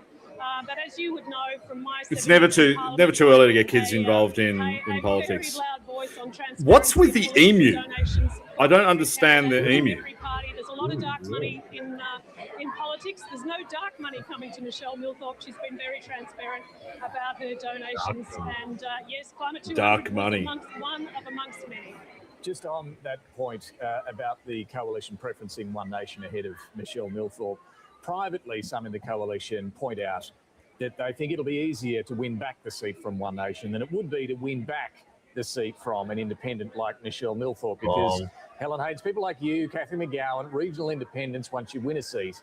Cathy McGowan is no relation to me, by the way. To win that sort of seat that we know of. Yeah. Do you think that was a factor here as well? Same spelling? Well, you know, again, that's the question to ask them. It's quite a gambit to run, though, David, isn't it? You know, if you want to win a seat back from an independent, start behaving like one. Represent strongly. Take the voices of the people into the parliament. Don't just answer to the party boss. This is what people are tired of. This is why we're seeing in Farah, the people of Farah coming out saying, you know what, we don't want that style anymore. Again, what does this mean more broadly for the Liberal Party and for the National Party? Well, I'll tell you what, we're going to see Michelle Milthorpe, a community independent who came very close to defeating Susan Lee in just 1 year ago. Now will, I think, once the Albury booths come in, highly likely that her primary vote is going to be greater than the Liberal National Party vote combined. Of course, you know, Mr. Farley may well prevail, but I mean, that's an extraordinary achievement. And I think what this says is watch out. There'll be regional independents in the Voices First Floor style, putting their hand up right across the nation on the back of this. Helen Haynes, thank you for joining us tonight. Appreciate it. Thanks very much, David. Thanks, PK. Look, PK, it's interesting. Okay, I just got some. We're just getting some exclusive inside information in from people on the ground. We're hearing that in Griffith Booth, Milthorpe and Farley are actually very close. Really? And this is. I've got another one saying that some of the other smaller booths that both are very close on those booths. Look, that's not a bad thing. I mean, look, the thing to worry about is the Liberals, right? I mean, if the Liberals can get above Milthorpe in a single booth, I mean, they're going to take that booth, right? But we have not seen a single one of those so far. Like, there's the Liberals are trailing in every single booth on the website. So, yeah, look, there might be some close ones where you've got some real fucking, you know, tote bag carrying, rescue greyhound owning, you know, I Heart ICAC bumper sticker having lefty retired ex-teachers. You might see some close booths, but so long as the Libs don't catch up, there's absolutely no dramas. Like, trust the plan. Well, I reckon a lot of the Nats, if they vote one Nat, which I think about 5% look like they are, a lot of them will go to One Nation, not to Liberal. Of course. Well, this is the big thing, right? Yeah. No, you're right. In some areas, how many of them the are really going to vote Lib? Nats, right? Like, broadly. So, yeah. There's always a lot of really intense malice in these rural electorates where there's a Lib infrastructure and there's national infrastructure, like Farah. And often in southern New South Wales, that's the case. In northern New South Wales, it's pretty much all Nationals and there's bugger all Liberals. There's a tiny bit. But in southern New South Wales, the Liberals and the Nationals hate each other. So that's why I think that they'll. I think one day Nats will get knocked out before the Libs, and then I'd say, you know, a lot of pundits are expecting the Nat votes to then go through to the Libs, but I don't think that'll be the case. I think it's going to be funny. Hold on, I'm just going to present. Hold on, share screen. Drew's stream is fucking hilarious. Because if you think, yeah, I can do it. So just add it to stage, right? Yeah. So Drew is hold on, let me go full screen. We have Taylor Martin MLC tuned in, gentlemen. He's in the comments. One of my colleagues from the upper house. Taylor may jump on later, hopefully. So good. For some reason, I've got a fucking problem down here where I can't see the fucking. We're also hoping to get the almighty Lathamator on the stream as well. Well, it's a Saturday night. I mean, Master has so many better places to be than just hanging around with us on a Saturday night. Like, I was even considering whether or not we even wanted to do this tonight because I didn't want to break the illusion that I always have better things to do on Saturday. Yeah, I mean, hold on. I wanted to go to the pub, but then I thought we were discussing this last week. I was like, you know, Teal says the Gerard Rennick People First Party has lost half its votes since the last election so far. Sad. That's what he said. Yeah. This is streamception, right? So we're streaming another stream. Yeah. The Liberal vote has collapsed. Labor did not even contest. Drew's looking really vascular. Like I think he's been doing some clavicular peptide shit on there. Yeah. Drew is Eric Banner from The Castle, going to go kickboxing later. I love Eric Banner in that movie. The Castle's a beautiful movie. Absolutely sensational movie. Greatest Australian film ever, I reckon. Sock chat, can we get you guys going into Drew's stream to draw attention to Drew that we are playing Drew's stream on our much higher viewed stream. and for him to then play our stream. Can we do split share screen where we do our stream with Drew's stream and Arvy's stream all at once? Can we just get everyone in there? Like meta commentary. It's like it's the whole Inception thing. We're just going deeper into every step. Someone just don't have. Dude, why are we? We are just leaving. Kicking off. So people are saying what? Oh, the One Nation function is getting rowdy. All right, hold on. I got a guy in there. Let me find out. Hold on. Hearing things are getting rowdy.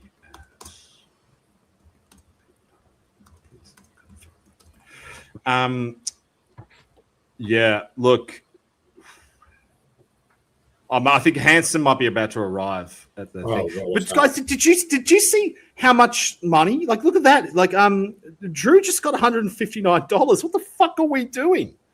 Mate, we're missing out. Where's our stream of income? We're just leaving money on the table right now. Yeah, okay, maybe we should do that. Where are our super chats? Like, I mean, so that buyback capital just popped up on the screen, and then Drew got him off straight away. That's funny. I like the idea of just raiding different streams. Yeah, just stream mogging. It's just So look, I introduced Adama. This is good, guys. This is good. I'm not even going to make you take a drink every time we do this. Yeah, actually, guys, can you do a buy me a coffee in there as well? Like chuck some of those in. We can't hear him. Let me put the audio back up. Hold up. Deserve the 160. Thank you, Christelle. You guys are very kind. How does it feel knowing you can't enter the US on an Esther? In hindsight, was it worth the skit? Well, mate, guess what? I'm very happy to tell everyone I got the US visa. I'm going back. So I literally got a US visa. The US. No, this is boring. Yeah. Yeah. No, I'm just going to check the. Drew just got another $50. Holy shit! I mean, our numbers might be bigger, but our dollars are terrible. We should be making this money, giving it to buy back capital to put on the stock market. Like, yeah, how is he getting so much cash? You're doing it wrong. That's another $10. This is like playing. It's like playing the pokies. Like he's doing better than the fucking Golden Century machine. Down. Yeah, good for him. I didn't know. I didn't even know this was a feature. It looks to me like it's a US How do you do this? Give us money and God will give you blessings if you hand me over money. Yeah, like a plenary indulgence. Who regularly watch this show, and they will be fuming because they have pinged us before to be like, oh, I can help you guys get set up to do like super chats, and we've just been so disorganized. Like, oh yeah, okay, and then we forget. But like, guys, if one of you spends $10 to get us on the super chat, I will send you. I will just ka-ching you the $10. Like I will fucking send it back to you. In fact, I'll send you 20. Right? That's funny. The stream of consciousness is what want for money. To make money is entertaining. I didn't realize he was making this much fucking money doing it. Someone gave him $50 again. No, but see, he's replaying them. Like, who's that manlet doing $1.59? Oh no, he keeps putting them back up. Like some of these guys have already put the money up. Right. Okay. This is like when Peter Teal was bankrolling Clavicular. I can't believe that's a thing you can do. I'm with Jim Clay. He put it on the look at that one. John McGowan, bro. You can't sell your book. Green Goblin saying, how do we donate to They see the light on conservatism. Is there a way that I can do a stream where I can pop onto John McGowan's stream but still stream onto my own YouTube? If anyone knows how to do that, please let me know because I love John. I want to join his stream as well. Oh yeah, okay, right. Okay, tell him we can do this. Someone's very sad. What's with the recent Cole posting on Facebook peddling Islamophobic slop and engagement farming? Actually, mate, I'm very much against the ISIS brides because I think ISIS is bad, and I actually strongly believe. Stop screen. Do you know what we could? Do you know what we could actually do? I just realized is we could actually screen share each other's streams, so that it'd probably be a delay though. Well, then it'll be like one of those things you see at Luna Park where it'll just like a mirror look at a mirror, look at a mirror, look at a mirror for eternity. If someone knows how we can do that, Skull says we just send him the StreamYard link and he can probably jump in on and do. Actually, you know what? Skull, you're a fucking genius, dude. That's exactly what we can do. I did send him the link a while ago. Yeah, just DM him the link, and because I suspect he can do both at once. I think, and then, but like we might have to just. The only problem is we're gonna have to put up with him like constantly talking to his super chatters, going, "Yeah, thank you, Reddit Tranny 69 for giving me $4.70. Yes, I also believe in NATO centrism or whatever." Yeah. I don't know. Maybe the problem is right now we've got no news coming through. Oh, they're just like ABC's talking about Ukraine and random hikers dying in a volcano. ABC's talking about hantavirus right now. Also, can we talk about how problematic it is that I kept talking about maybe needing a virus to wipe out 30% of the population right before the hantavirus thing started? Like and especially after I did that thing before Bondi, like, am I just predicting things now? Like, am I plugged into like the spirit of the universe or something? What's going on there? I'm worried. And you know what? I should have put it in the drinking game. There should have been 2 drinking games, one for us and one for the chat, because we've got Walmart Golem doing his usual reference of Tracy Lords in the chat. He does this every week, and I'm really worried about you, dude. Like, you're our top gooner, and I really want you to stop watching that stuff, right? Bully Bullpit says I'm the next Nostradamus. Maybe. Let's see how many more like terrible things I can predict. I'm predicting an ONP win tonight. I'm calling it now. It's 7:36. I'm watching the spreadsheets. Count. Where are we at? Almost 17% of the vote counted. Barley's projection based on preference count is at 60.6%. I'll cut to it so we can have a look at the numbers. Yeah. Are you bringing it up? Yeah, I'm bringing it up. It just takes me, a month of Sundays because technologically illiterate. So it should be there. Yeah, so 16.8% of the vote counted. Projection based on preference count, 60.6% towards Farley, which is just wild. Wow. Right? First preference vote, 43.5%. Millthorpe ahead of Nats, who are ahead of the Libs, which is just like, mate, if I was in the Nats campaign team, I'd be pretty bloody happy because I'd be able to turn around to Lib CHQ and say, well, we're beating you right now. So it's a good thing. TLD is inevitable. The Nationals are doing. I mean, the Nationals are ahead of the Libs. Fuck. Yeah. They're ahead I mean, not by a lot, right? And sure, these counts are probably happening in the more rural regional areas right now. So it'll be probably the early ones coming in, yeah. But still, like with almost 20% of the vote counted, it shouldn't be that close between them. That's insane. Someone just told me that. There you go. I was just going to ask Brian, like, have we had any? I'm guessing there's no booze yet from either Griffith or Aubrey. I'll have to have a look. I don't think the ABC site shows individual booths, so I'll find the AEC one and then come back to it. Okay. Look, John's taken off. I think he's getting another drink. But like, just at these top line figures, right? Where are we at? So legalized cannabis beating the Greens. Shooters, fishers, and farmers at only 2%. Family First barely cracking 1%. It's everyone is just all in on One Nation, right? And one of the things that John and I have spoken about numerous times in the past is that people view voting for One Nation at the moment as an act of rebellion, and they're rebelling against this. They're rebelling against a system that they feel is completely corrupt and against their interests. So this is it's like a tidal wave at the moment. Yep, there's no doubt about that. And it's glorious to see because the Liberal Party, either had to die or have drastic surgery. So one way or another, either one of those good things needed to happen. And One Nation's making it happen. Yeah, exactly. Watching, I mean, it's also been interesting because with the rise of One Nation, the coalition, specifically the Libs, have tried to sort of pitch right, but they can't do it, right? Like, and this is the thing that they don't understand is it doesn't matter what Angus Taylor goes and says tomorrow or the day after that. Nobody trusts the Liberal Party anymore. They could go out and announce policies that are to the right of One Nation and still not pick up votes because no one trusts them.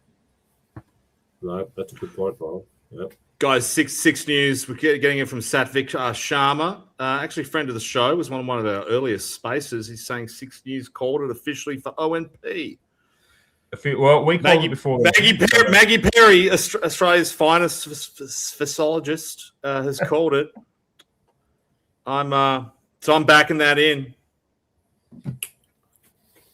Well, it's a historic moment, gentlemen. The first time, One Nation's won in the lower house. I think the closest they came previously was when Pauline went for re-election in Oxley in '98, and I think she sort of lost. Was that in New South Wales? It was Queensland, just on Queensland. No, but she has won a lower house seat in Queensland before, hasn't she? Well, not in the House of Representatives. She has in the state. Of course, not in the House of Reps. Yeah, in state. Yeah. They came very close in Patterson in '98. I recall. Oh, really? Yeah. Okay. Anthony Green predicting 60% ONP. How do you reckon Casey Briggs feels about Anthony Green just still like bowling in his opinions? Like, because we chuck ABC back on because Casey's up there right now.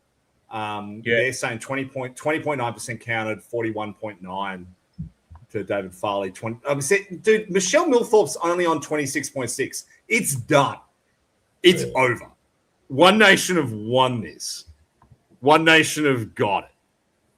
It's done, guys. 48 it's 93 booths, and about 20% of the vote has been counted. I said to my wife, come to the two leaders, let me just make a very quick point about the coalition. The opposition have lost a seat in Parliament tonight.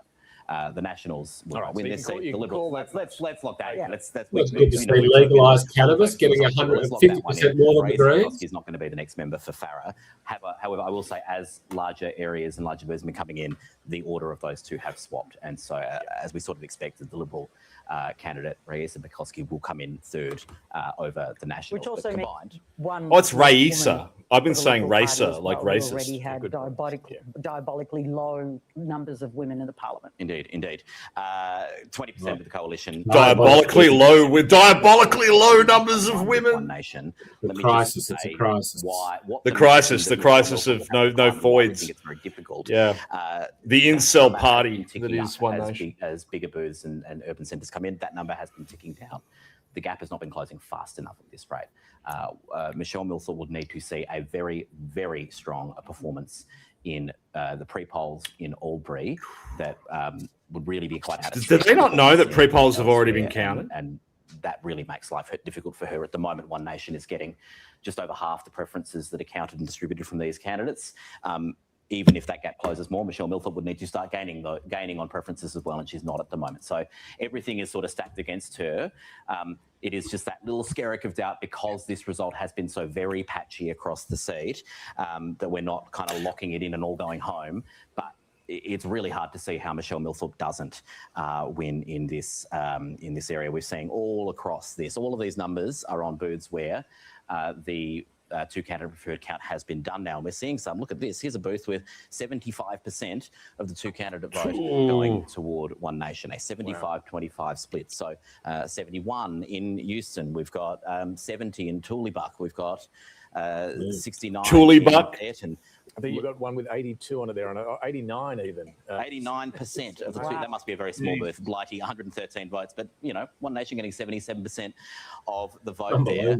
And we're not seeing comparable, figures in reverse. In fact, we're getting as we've been talking, I think some more things have come in. So we might go have another look at this. Albury East, 757 now. Michelle Milthorpe is winning these booths. She's winning, sort of the reverse of what we're seeing across the seat as a broad picture. Let's have a look. I haven't looked at this booth yet, but Milthorpe is up 4.6 on the primary. No, we did look at this one earlier, didn't we? So let's look at another one.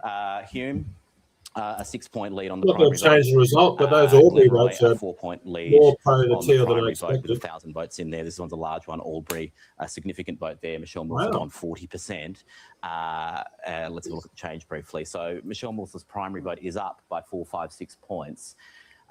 All of the areas outside Who of Albury Susan that we're getting May voted preference for? counts in, though, there's been a swing against Michelle Milthorpe. So we need to see her getting Wow. a big swing toward her to make up for that in these areas, and we're not getting these counts. So we've got Michelle Milthorpe voters switching to One Nation. Glorious. To be sure, glorious. That, Liberal and national preferences in a city like this, where the Libs have 12%, the Greens vote's a little bit higher. Just to make sure those preference flows aren't dramatically different, but they would have to be really dramatically different to turn this around from here. So, we've kind of all but called it at this point. We're just wanting to really verify that we're not seeing some wildly different thing happening in Albury. I think we can call it. I think we can call it now. Okay, get him off. Get him off. I don't want to hear Spears and Kazavazalis anymore. Yeah, I mean, look, we jokingly called it at like 1 minute of the count being in, but it's done, right? Like it's done. I think it's done. Well, I think so. TLD's in the chat. I think TLD has been confirmed. Well done, team. Well done to all our top Gs who are down there. We're getting dispatches in now, but everyone I'm talking to is insanely drunk. I am advised that that stream of consciousness has in fact been playing in the One Nation war room at the someone just sent me a pic earlier. That's funny. Now, one of my earbuds has gone flat, so I have to put this in. Hopefully that one will charge and this one will keep going. Yeah, fuck. Look. I mean, we knew that we were pretty confident this was going to happen. I didn't expect such a huge turnout that by 7:45 we would quite confidently know. Like, it's wild. I agree. It's bigger than expected. I thought maybe 9:30. Maybe I was thinking it might be a while. I thought by about 8:30 we'd have a result and then that'd be it, right? But not this early. We've got the Noticer, which is the Noticer, noted Australian news outlet, in the chat, just saying ABC desperately trying to pretend immigration not a factor. 0 mentions in live blog. Yeah, mate. They were talking about cost of living. Can we get the chat back up on screen? I think we lost it somewhere along the line. Yeah. Apologies. And you can highlight them. I mean, it's crazy how, because this isn't like Nepean. This is a federal seat, and no one is talking about immigration. No one. Yeah. Right? It's just like, it's cost of living. It's what is it? Fucking diesel and how much? It was because Susan resigned earlier than expected. It's like, okay, right. Oh yeah, we're in for a week of dissembling, guys. They're just going to dissemble so fucking hard on this that. Well, but I mean, but Cos was doing this recently. I think he was even on with Karl Stefanovic saying, people are frustrated because... That was Burris. He was on with Mark Burris. That's right. And he was saying, because people are frustrated that industry is struggling and all that kind of stuff. Yeah, like all of these things are downstream from the fact that we've turned our country into a backpackers hostel. Like, sorry. Yeah, Project Zimbabwe. And you're about to fuck everyone with CGT and negative gearing cuts. Like, this isn't going to get better. Like, this isn't going to change anytime soon.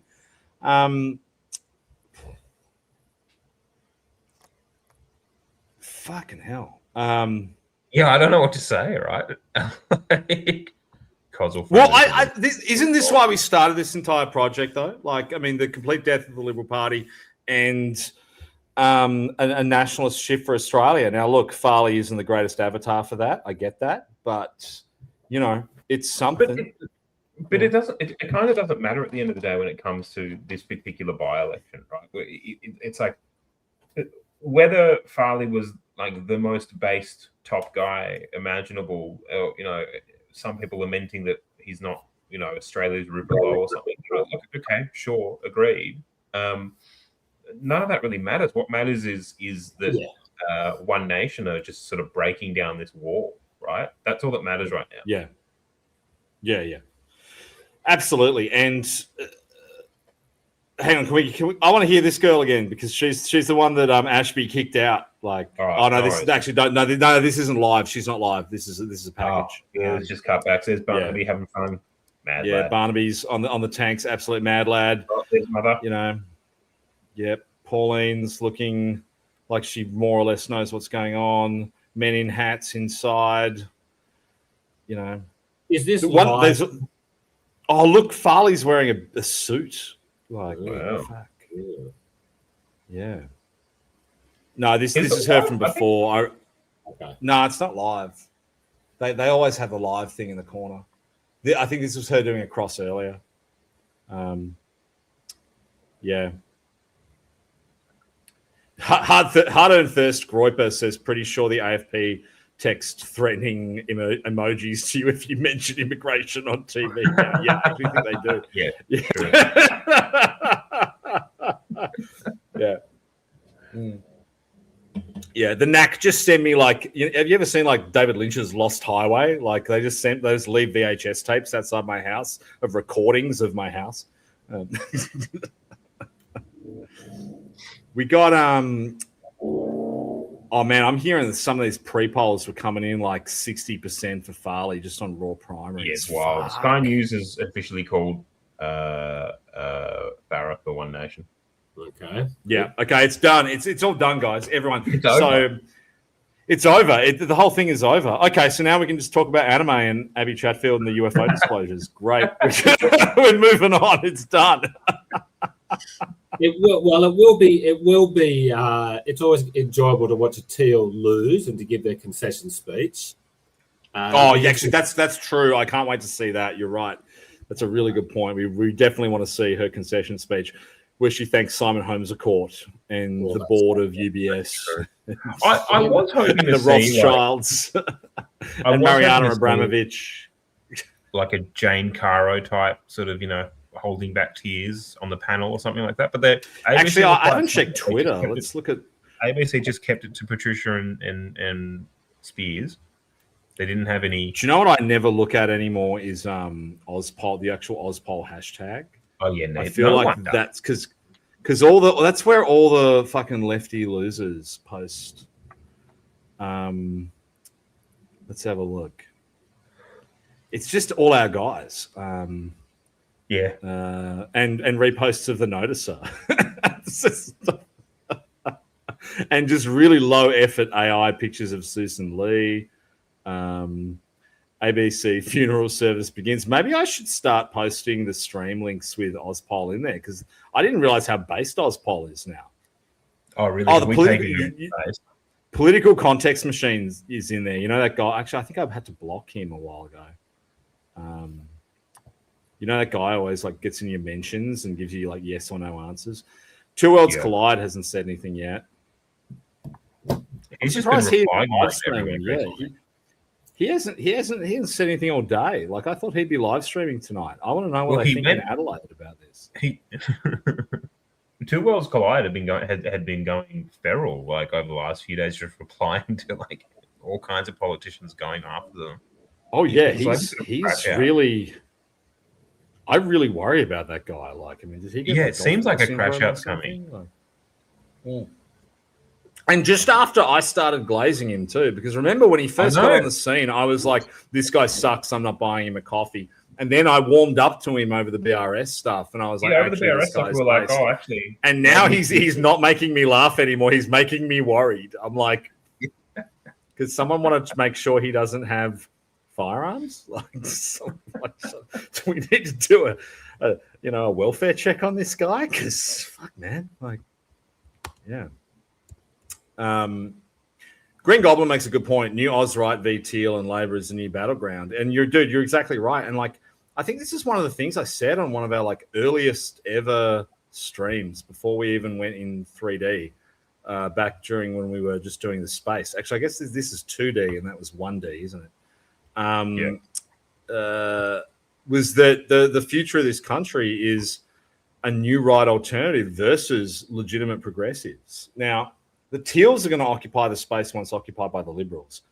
the Greens are our natural opposition, and I do kind of like. I don't mean to like fucking gobble fucking white pills like trail mix right now, but I really do feel that's the direction our country's heading in. We're going to get rid of these guys.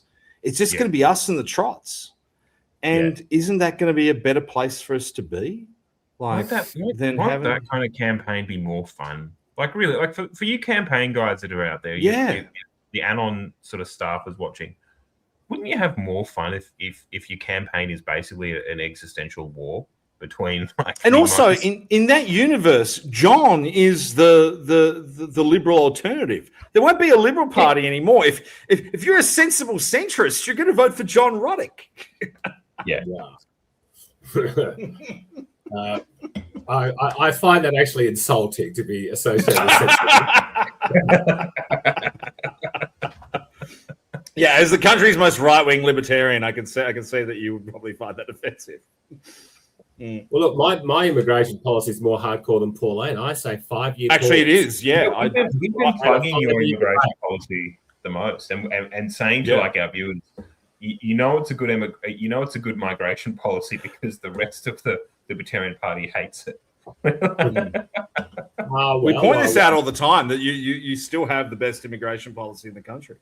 Well, it's now when I say a 5 year pause, and I don't want to get away from Farah, but it's not just back to normal after the 5 years.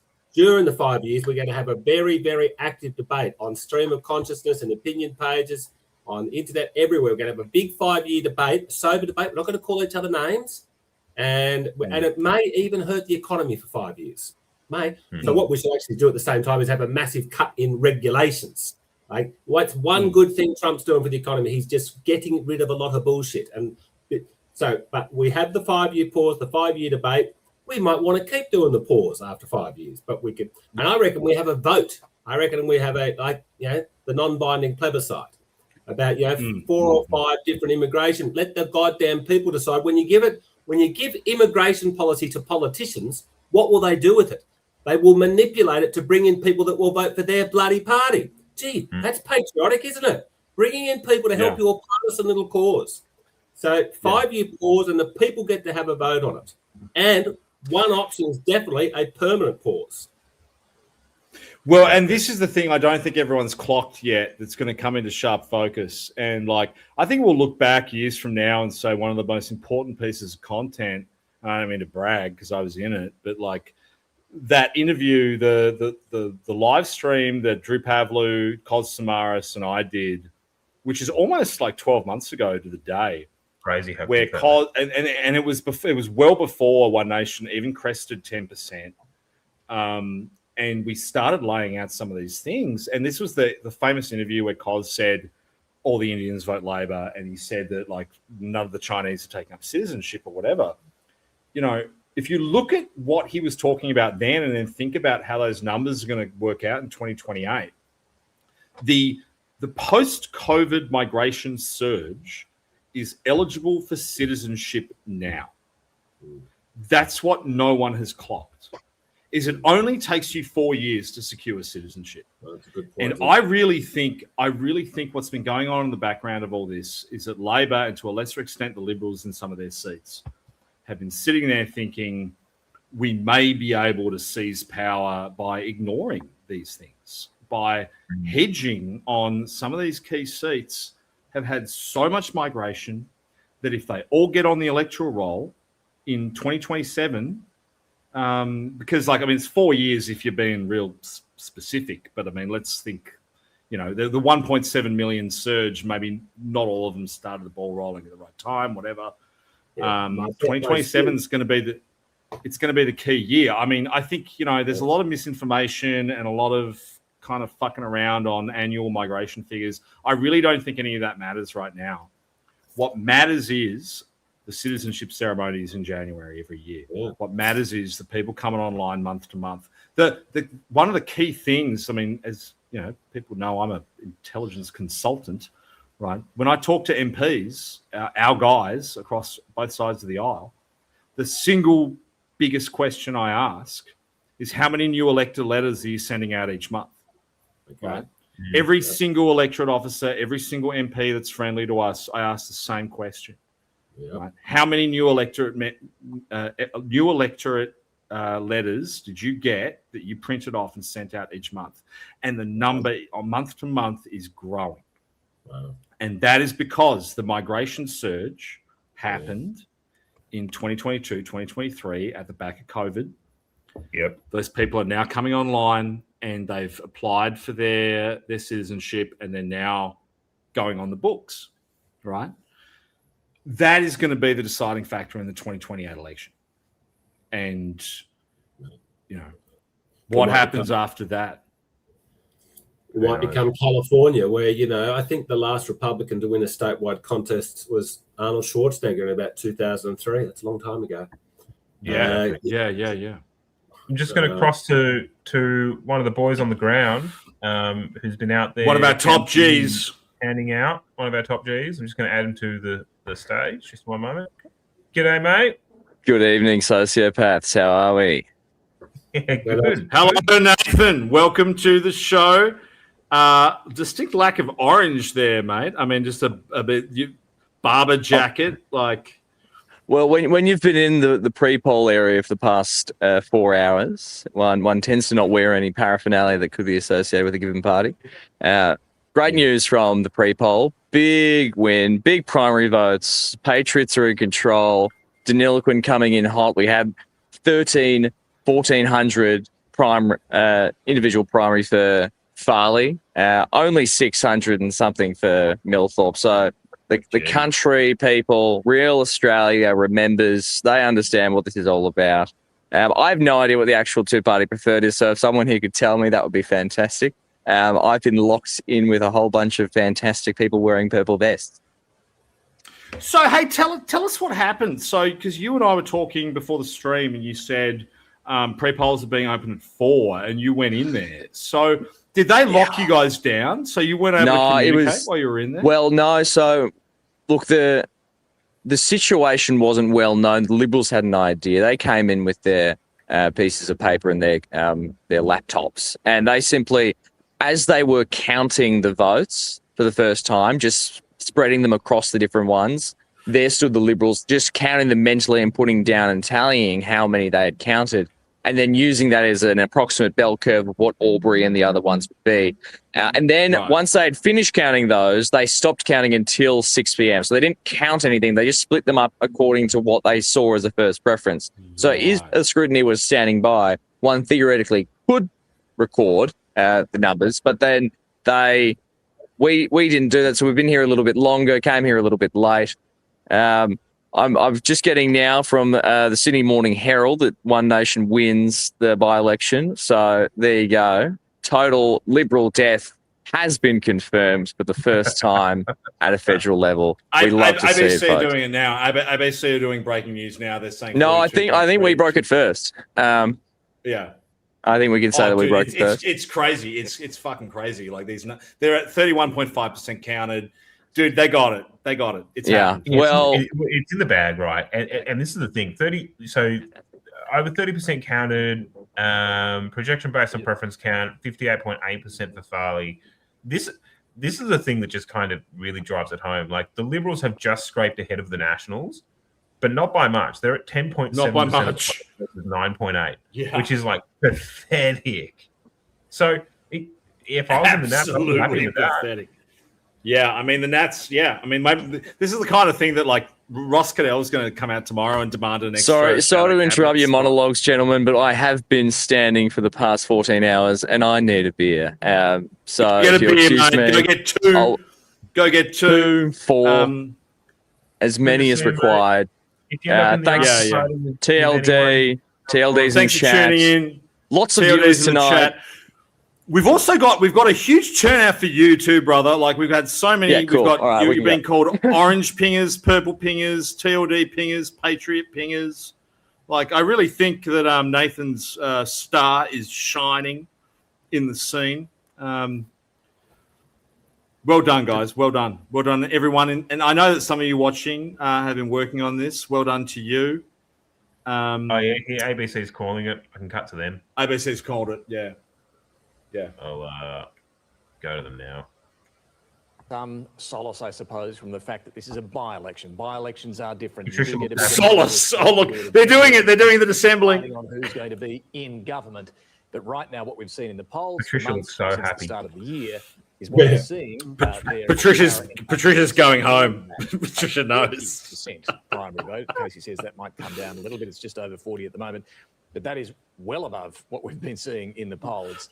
This is going to lead, you would think, to another round of deep soul searching for the Liberals. The recrimination soul inside searching. the Liberal Party are already beginning, I can tell you, because I've seen them in my own phone. Yep. And if I'm seeing them in my phone, I imagine they're being shared. Yeah, I imagine the people texting PK are really fucking influential too. Like, A couple of points I want to make, and we're going to speak to Sarah Temevska in a moment, who's at the Liberal Party headquarters to see what the mood is there. I imagine it's not jubilant because they. I'm pumped for that. We got to watch that. I'm going to rip the shit out of that. This is a very significant moment for Pauline Hanson, who has spent her political years, 30 years in the political limelight on and off, trying to achieve this result. So I think this is actually an extraordinary moment for her. It's a party she's built. Well, it's not that long ago that the idea of One Nation winning a lower house seat was unthinkable. And here we are. Well, everything has changed, and we must see it within the global context. We must see it within, I think, the politics of grievance, the politics of rejecting brands that have been known, and the disruption of our institutions. That's the biggest story. And the other part of they are one of the we need institutions. to reflect on Farah itself. Now, Farah was held by Susan Lee for almost 25 years. You'll recall that Susan Lee... Jane Caro running a really hot bath. Said she wanted to take the Liberal Party to the sensible centre. She has now vacated a seat that's gone to One Nation. That's extraordinary. So we had what was a moderate woman leader of the Liberal Party who wanted to move and pull her party to the centre, and she has vacated a seat that's now gone to what you'd have to say is the kind of hard right of Australian politics. Well, it's extraordinary. As we've been saying, there'll be this debate. 60% of the vote, and they're calling it the hard right as if it's a fringe. There'll be a broader debate about whether they should be tacking back to the sensible centre. They should be tacking further to the right to try and win back what they're losing to One Nation.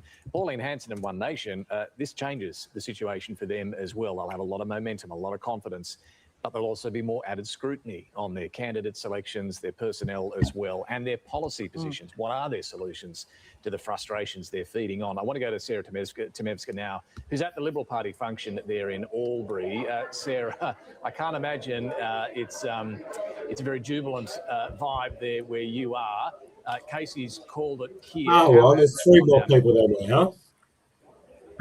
Yeah, look, it's pretty subdued here, Spearsy. The atmosphere is more of a wake than a celebration. There are no TV screens in this room. People are getting the results up on their mobile phones. I can't see one familiar face. Pretty forlorn. There's no TVs in the room. Screens. So we are expecting Yeah, no one's watching it.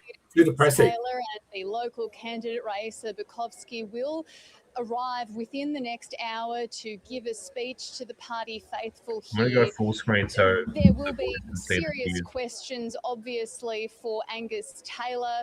For Raisa Bukowski, this was always going to be a difficult contest. She inherited a seat from an ousted leader, ousted by Angus Taylor. Susan Lee didn't stick around. There was no candidate endorsement or handover. So from that perspective, she was fighting a bit of an uphill battle. And there is also that sense of voter frustration that we've been hearing from people at polling booths and on the hustings. The electorate felt that change was needed after 25 years of a Liberal, and before that, decades of coalition. I like that there's only double as many people there now as there were at 6 o'clock. Was it wise to depose? And none of them are wearing Liberal T-shirts, like they're just too ashamed to wear them. Wanted to take the party back to the sensible centre. We have seen Angus Taylor pursue more right-wing policies, in particular on immigration. This is a seat with a high reliance on skilled migrant labour, so it'll be interesting to see what bearing that had. Talking to senior Liberal officials here, though, the sense is, the message that they think this sends is that people are sick of the major parties. They're sick of major party politics. It's not necessarily being read at this stage as a direct message to the Liberal Party, even though the result is worse. So they could have booked a phone booth. Be. So A capsule hotel. Like, hear Yeah, what they could have words just of lost up in words, man. come Camry. from the Liberal leader. They in about look an hour's so- time. That, I can't imagine, Sarah, is going to be an easy speech for Angus Taylor to give. Thank you. No doubt we'll hear. What, they're going to make Angus Taylor give the speech? That's Mate, embarrassing. go through the humiliation ritual. That they had the leadership I was for about just 3 thinking, months, what excuse will have nearly 3 Angus months. Taylor had to say, look, I can't be there because I've got to go to XYZ. But no, he's going to be there. So good on him. Angus Taylor's wishing he had a 5-seater plane that could crash into the side of a mountain right now. Oh man, that's wild. Absolutely wild. That's It's crazy. good to see. Patricia looked like she was at a funeral. Oh, they hate this so much because I think what they thought was that it was going to be close. I Yeah, think they they were thought just it was praying tight, it and was then going to be like that was line ball, so- like, you know, the Well, great and- contest of ideas behind managerial democracy and the actual right. And instead, it's just a fucking wipeout. Well, and this is the thing, right? Like they threw everything at One Nation, right? Like they went at One Nation as hard as they could. They went after their candidates. They, you know, highlighted how Farley had a, you know, checkered political history. Everything. Did it work? But I mean, No. I've been enormously critical of. I mean, but not so much here in Farah because I think they did really well. But like in Nepean, I was really critical of their failure to go negative. What's fascinating in Farah is that the Teals and Libs didn't go negative either. Like not as much as they could have done.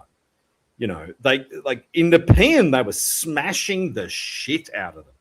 Like they were going after the like every single aspect of them. And here it's been the same thing that I was, you know, shredding One Nation for. Like this attitude, like, you know, don't just run a clean campaign or whatever. And look how badly it's worked out for them. Yeah, fuck. I think the Liberals are really hoping that they could get ahead of Millthorpe, but it's just gone nowhere near it. Well, like they're barely ahead of the Nats. Is that live footage? Is that them on stage now? Yeah, that's live footage now. Yeah. Yes, he's happy. I've never seen Pauline so damn happy. You're the voice. It was the theme of the voice referendum. Yeah, that's right. John Farnham actually gave them permission. But you actually see... Is Ashby up there? Pauline Hanson dancing on stage. Well, there's a dance. Has he been banished because he made Pauline mad? The excitement there for Pauline Hanson, who, as you mentioned earlier, has been through a lot in her long time. I've never seen her so happy. Yeah, no. Yeah, good for her. This is base. Yeah, this is good. on her. This is wholesome. You can sense that vindication coming through the screen there, can't you? Well, it's the coronation of One Nation in the lower house, isn't it? I mean, this Kicking is off. a big We are victory so for back. her. And also, You know, she's looking good for a 70-year-old lady, isn't she? She's in good physical shape. Who she recruited, who was obviously very disgruntled with his treatment in the Nationals. I think there are so many recriminations and so much soul searching about the loss of Barnaby Joyce, who David Littleproud had really ostracised in many ways. That gave him a permission to go and seek another political party. There was a tangible difference to that recruitment and the sort of momentum that One Nation was able to build. Who's that bloke on the end next to Malcolm? Pauline Hanson. Sean Bell, the WA Senator. Oh, yeah. No, he's the new New South Wales Senator. Oh, New South Wales. Yeah, right. He replaced the guy that got sick. Oh, we're getting some cope in the chat saying he's going to defect. He's not going to defect by 28. He needs to get elected to get in 28. Like, if he's going to defect, he's going to defect in 29. In the polls, but what was going on in the coalition since the last election as well? Two splits between the Liberals and the Nationals. The tearing down of Susan Lee after just 9 Chat, months. vote on what I should drink Rolling next. of David Littleproud, Wine. Not the rolling. Johnny Walker. His decision to go in replacement by Can't Matt decide. Callahan as the Nationals leader. So all of that change and turmoil and breaking up, getting back together. was clearly a vibe of chaos on the coalition side. All of this. Look at this big unit. He's having a ball. The dancing that's going on right now in that One Nation function there in Farah. Well, they do look like they know how to have a party, don't they?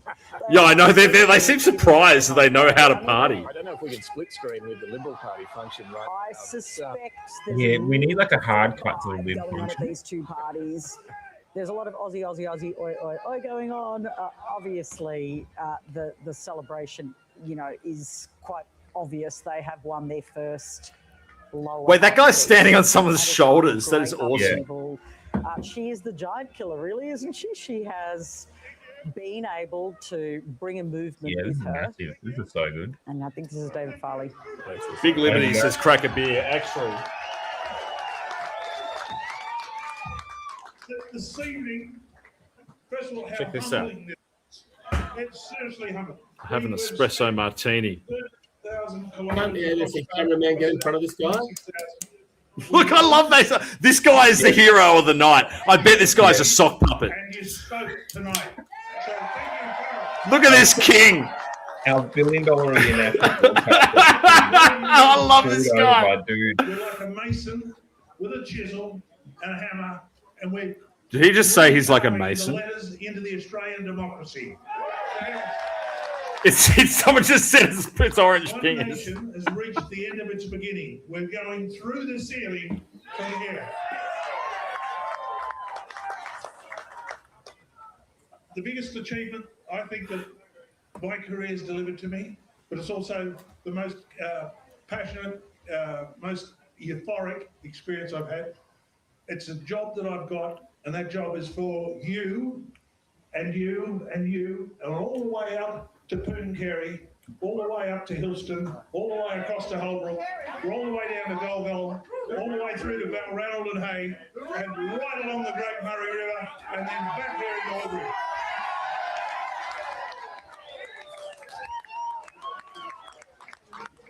Okay. Well, there's the instructions. I've got 3 great ladies here tonight with me. Well, they just told him thank me. The second greatest. Is that his old lady? Oh, she looks nice. Great perm. I've been incredibly fortunate to have a powerful team of volunteers and a powerful team of professionals behind me. But besides having the senators, not the senator, the member here, but the senators with me, a great team of people all the way from HQ in Brisbane who knew what they were doing. They championed me with a young man, but he was very, very capable and impatient at the same time. Where are you, Charles? Oh, Chuck Swindon mentioned. Hey, Big Chuck. One of the finest political operatives in the country today. Big Chuck Swindon. The age spectrum, and he's the other, but there is the future of One Nation and the future of Australia. Absolutely. Chuck Swindon is the future of Australia. You heard it here first.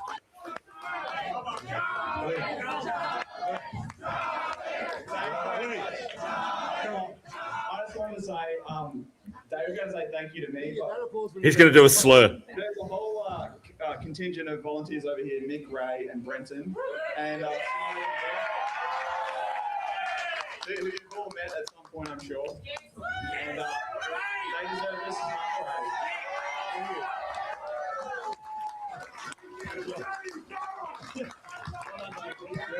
Thank you. Thank you.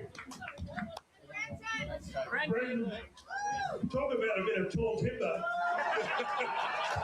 Look at how these guys are absolutely mogging right now. They just like Everyone is over 6'3". Chuck is taller than me for reference. So Chuck is at least 6'4". Look at this guy, this Andre the Giant. What a professional at the same time. The successes in the whole team. Sun Anglos. It's just not here with us tonight. It goes all You get that guy to Parliament. out in the south Yeah. corner of the electorate. Ashby is doomed. Ashby is absolutely doomed now. This is the future of One Nation. In Hay, all the way around to even One my Nation dear sister framework. in Narendra who ran a booth. Paul Mooney and Griffith, Joanna Brigatini, Sue Weir, Louise Burge. The names go on. And I saw where This is such a great speech. Just name checking all the locals. I love this. Yeah, we've got the old Wolf Master. Free range Anglos. That's right. I'm telling you, this is a waste of your time. You should be making a hardcore 5-minute pitch about what One Nation stands for, what they're going to do.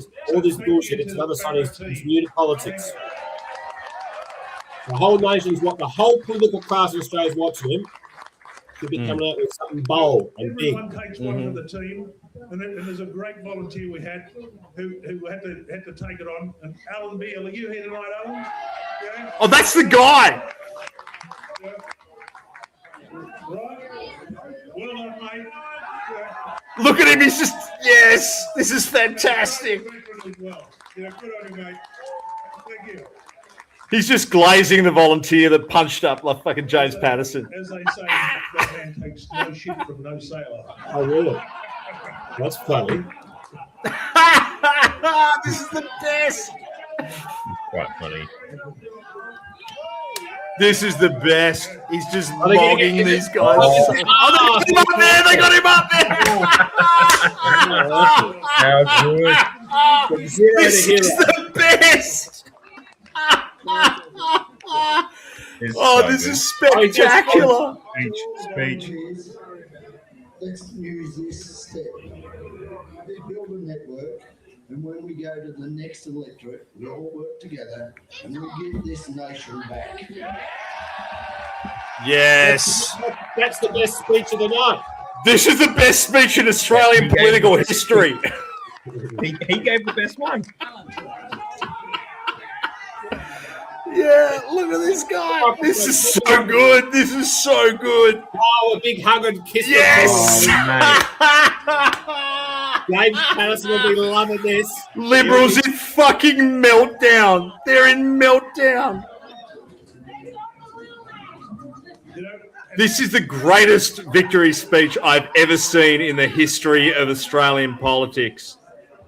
Besides the energy, the commitment, the compassion from the volunteers, there's others out there. And we're quite proud to say that we've taken a campaign. They cost a lot of money to run. They're not cheap. But the good thing about our campaign, when you look at where the money came from, the majority came out of Farah itself. And, there's no... We got it done. That's exactly right. We got it done. So a great thank you to all the people who've donated. All the I love that he's just themselves to Farah. like talking about the donors now. That's spectacular. Zero fucks given. Across, it's been a competition. I've got to speak about the competition that's out there. He hasn't done the usual thank you to my opponents yet. Like he just gives zero fucks. Yeah, what? Right.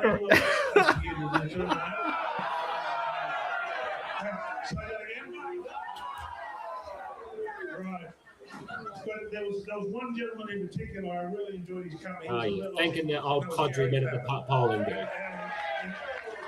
Right, now he needs to talk about some national issues.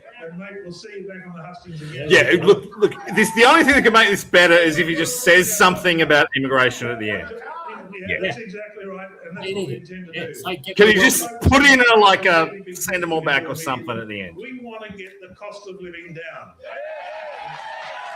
And our first target, we're going to start there, is on this damn net zero program. Okay, yeah, good okay, boys. right, yeah. Thank you. Like it. Yeah. I'll retract my criticisms. Incredible testosterone levels. Down, and kick down.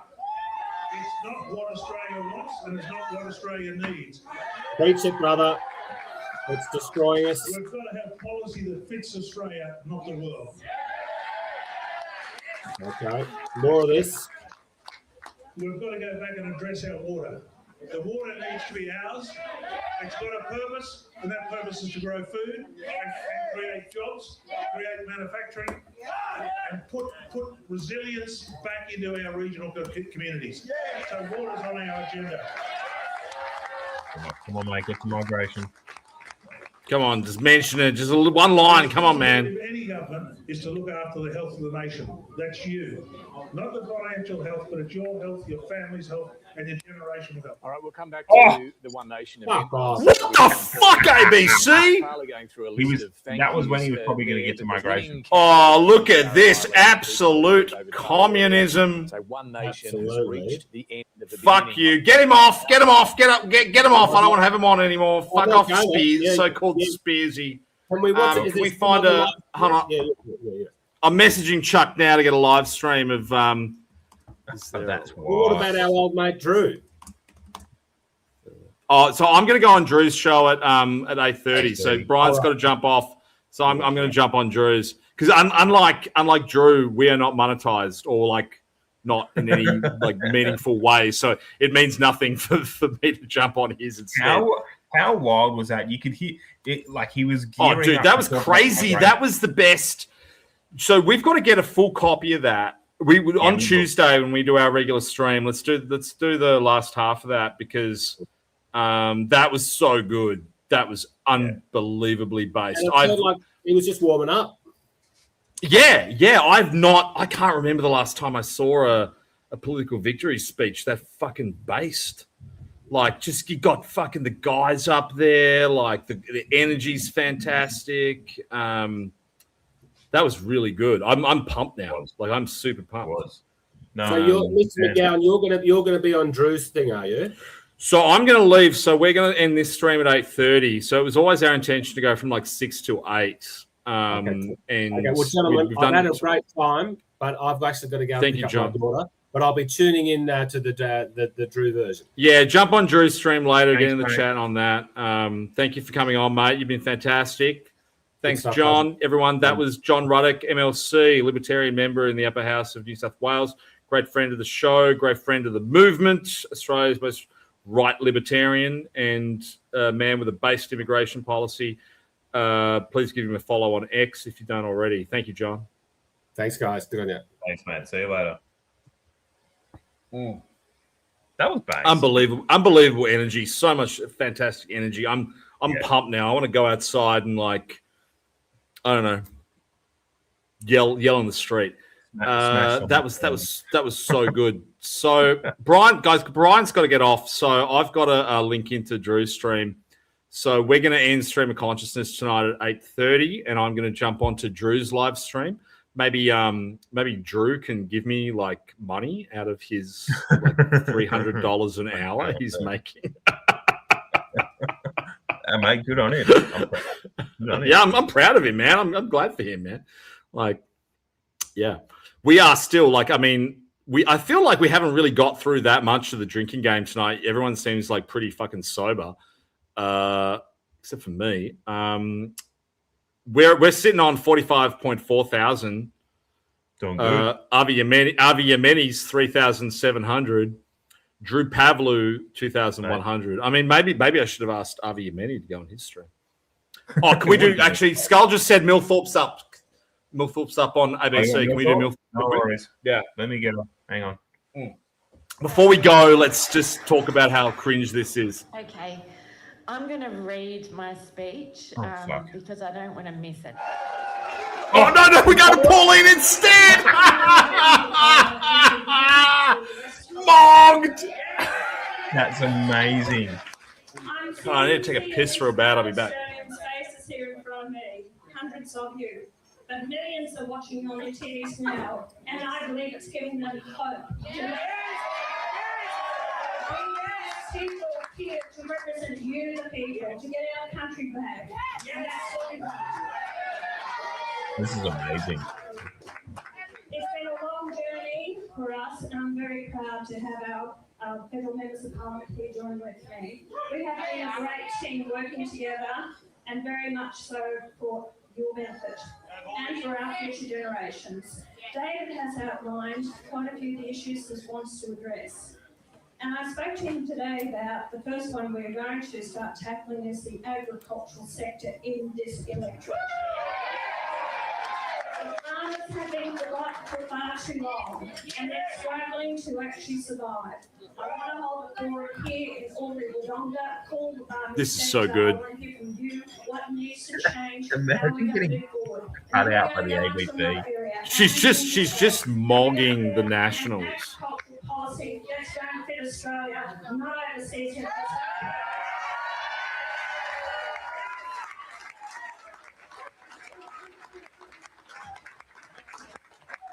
They are the backbone of this country and the mining industry, and I will be releasing my gas policy after this week coming, and we have consulted with the gas industry.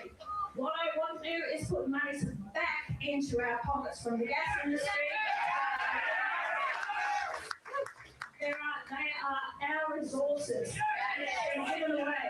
But what I want is a system where we will own part of that equity share in the exploration and of gas. So we are not just going to allow them to take it. That money will then be put into a fund where no future governments can just willy-nilly give it away to other countries, waste it, get rid of it, but that will pay down our debt and give us the facilities what we need.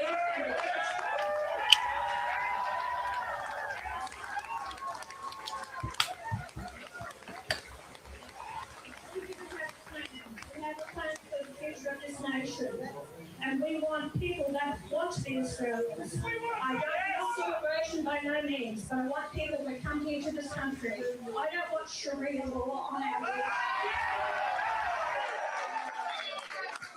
I want true people that want to come on board to be Australians and join us in this journey of making our country the greatest country in the world again.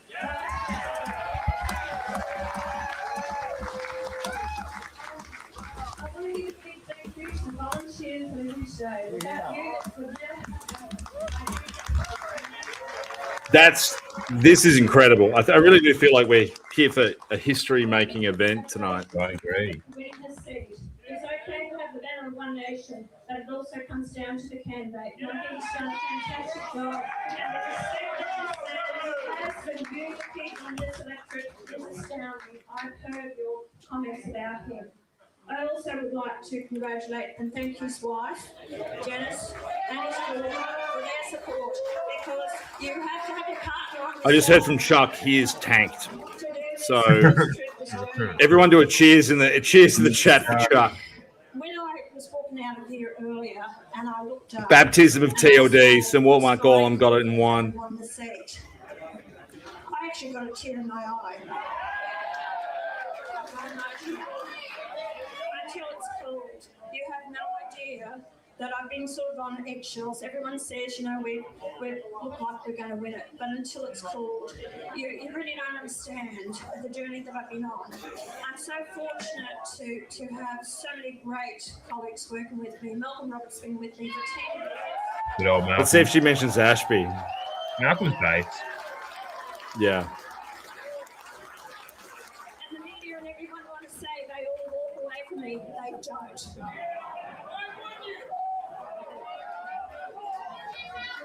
Then I've had, you know, Sean, he's our Senator for New South Wales. He's your Senator.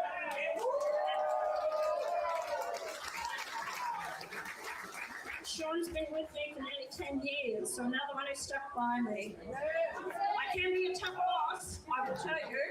I don't put up with any SHIT. Oh, SHIT. Fuck. That's how you know she's serious. Then I have here Tyron Whitten, our Senator from WA. I love that shirt. That's great. It looks Yeah. fantastic. No doubt about that. And I can't forget our latest team recruit. Hey. Hey, the big dogs are back in town. You know, when I hear some members of Parliament, I don't need to actually say who they are. When they say, or when they walk away and they don't stick with One Nation, well, God, hell, you lost one of your own that was stepping up now rest of the country. So don't have a bloody go on me, because I like my first one members. You've lost one of your biggest, and you didn't even know you had the best there beside you. Please have fun, be with us. This is a journey that we're going to go on, that we're going to look forward to the future. And the people out there who may be watching this, we're coming after those other seats. If they have not, Yes. Nice. you are not going to be the forgotten people anymore. We are proud Australians. We want our country back. And that's what the nation's about. That's why I named the party One Nation. This is one of the best speeches she's ever given. Yeah. The last few months, she's kind of been a little bit like, but this is spectacular.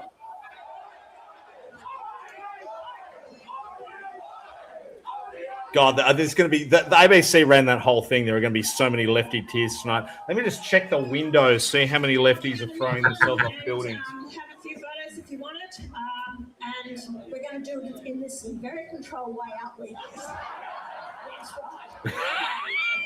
Thank you, everyone. Enoch is right. Didn't talk about immigration enough. But look, I mean, I'm willing to forgive it tonight. Set of speeches for One Nation. All right, fuck that off. Fuck these guys off. Bye, ABC. Are they going to do Millthorpe? Bye, ABC. You sucked. I'm going to jump off in a minute, mate. Our shit and useless soldier. All right, can you put my Chatelet clip online? I'm going to play everyone out. Let's crank it up. Guys, it's been so much fun having you all on tonight. With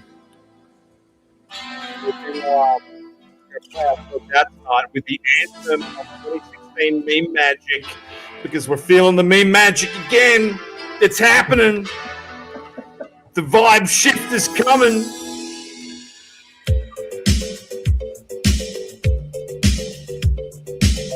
Thanks everyone for tuning in. Thanks everyone for being on the stream. Big TLDs in the chat. Thank you for all the guys who contributed. Thank you to everyone who's sending us inside goss. Thank you to our top G's in the sock chat. Thank you to Taylor Martin, MLC. Thank you to Bruce Lehrman, to Walmart Golem, Wild Colonial Girl, Bully Bullpit, Steam Bennett, Ozpol, Big TLDs. If you want to keep watching McGowan content tonight, I am migrating over to the Drew Pavlou stream. So if you want to see me get drunker, that's where to go. Thanks everyone. We're going to jump on soon.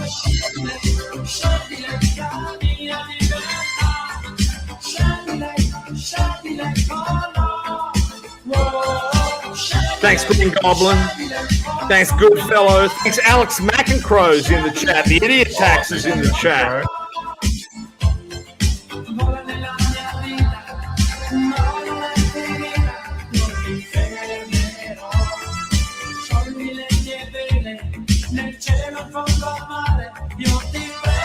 All right.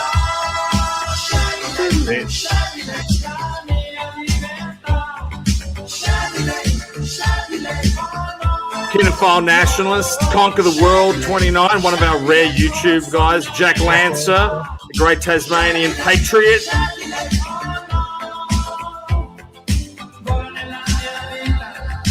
All right, I'm going over Drew Pavlou's now, so bring your wallets. See you guys. Stay conscious. See you guys. We're checking out.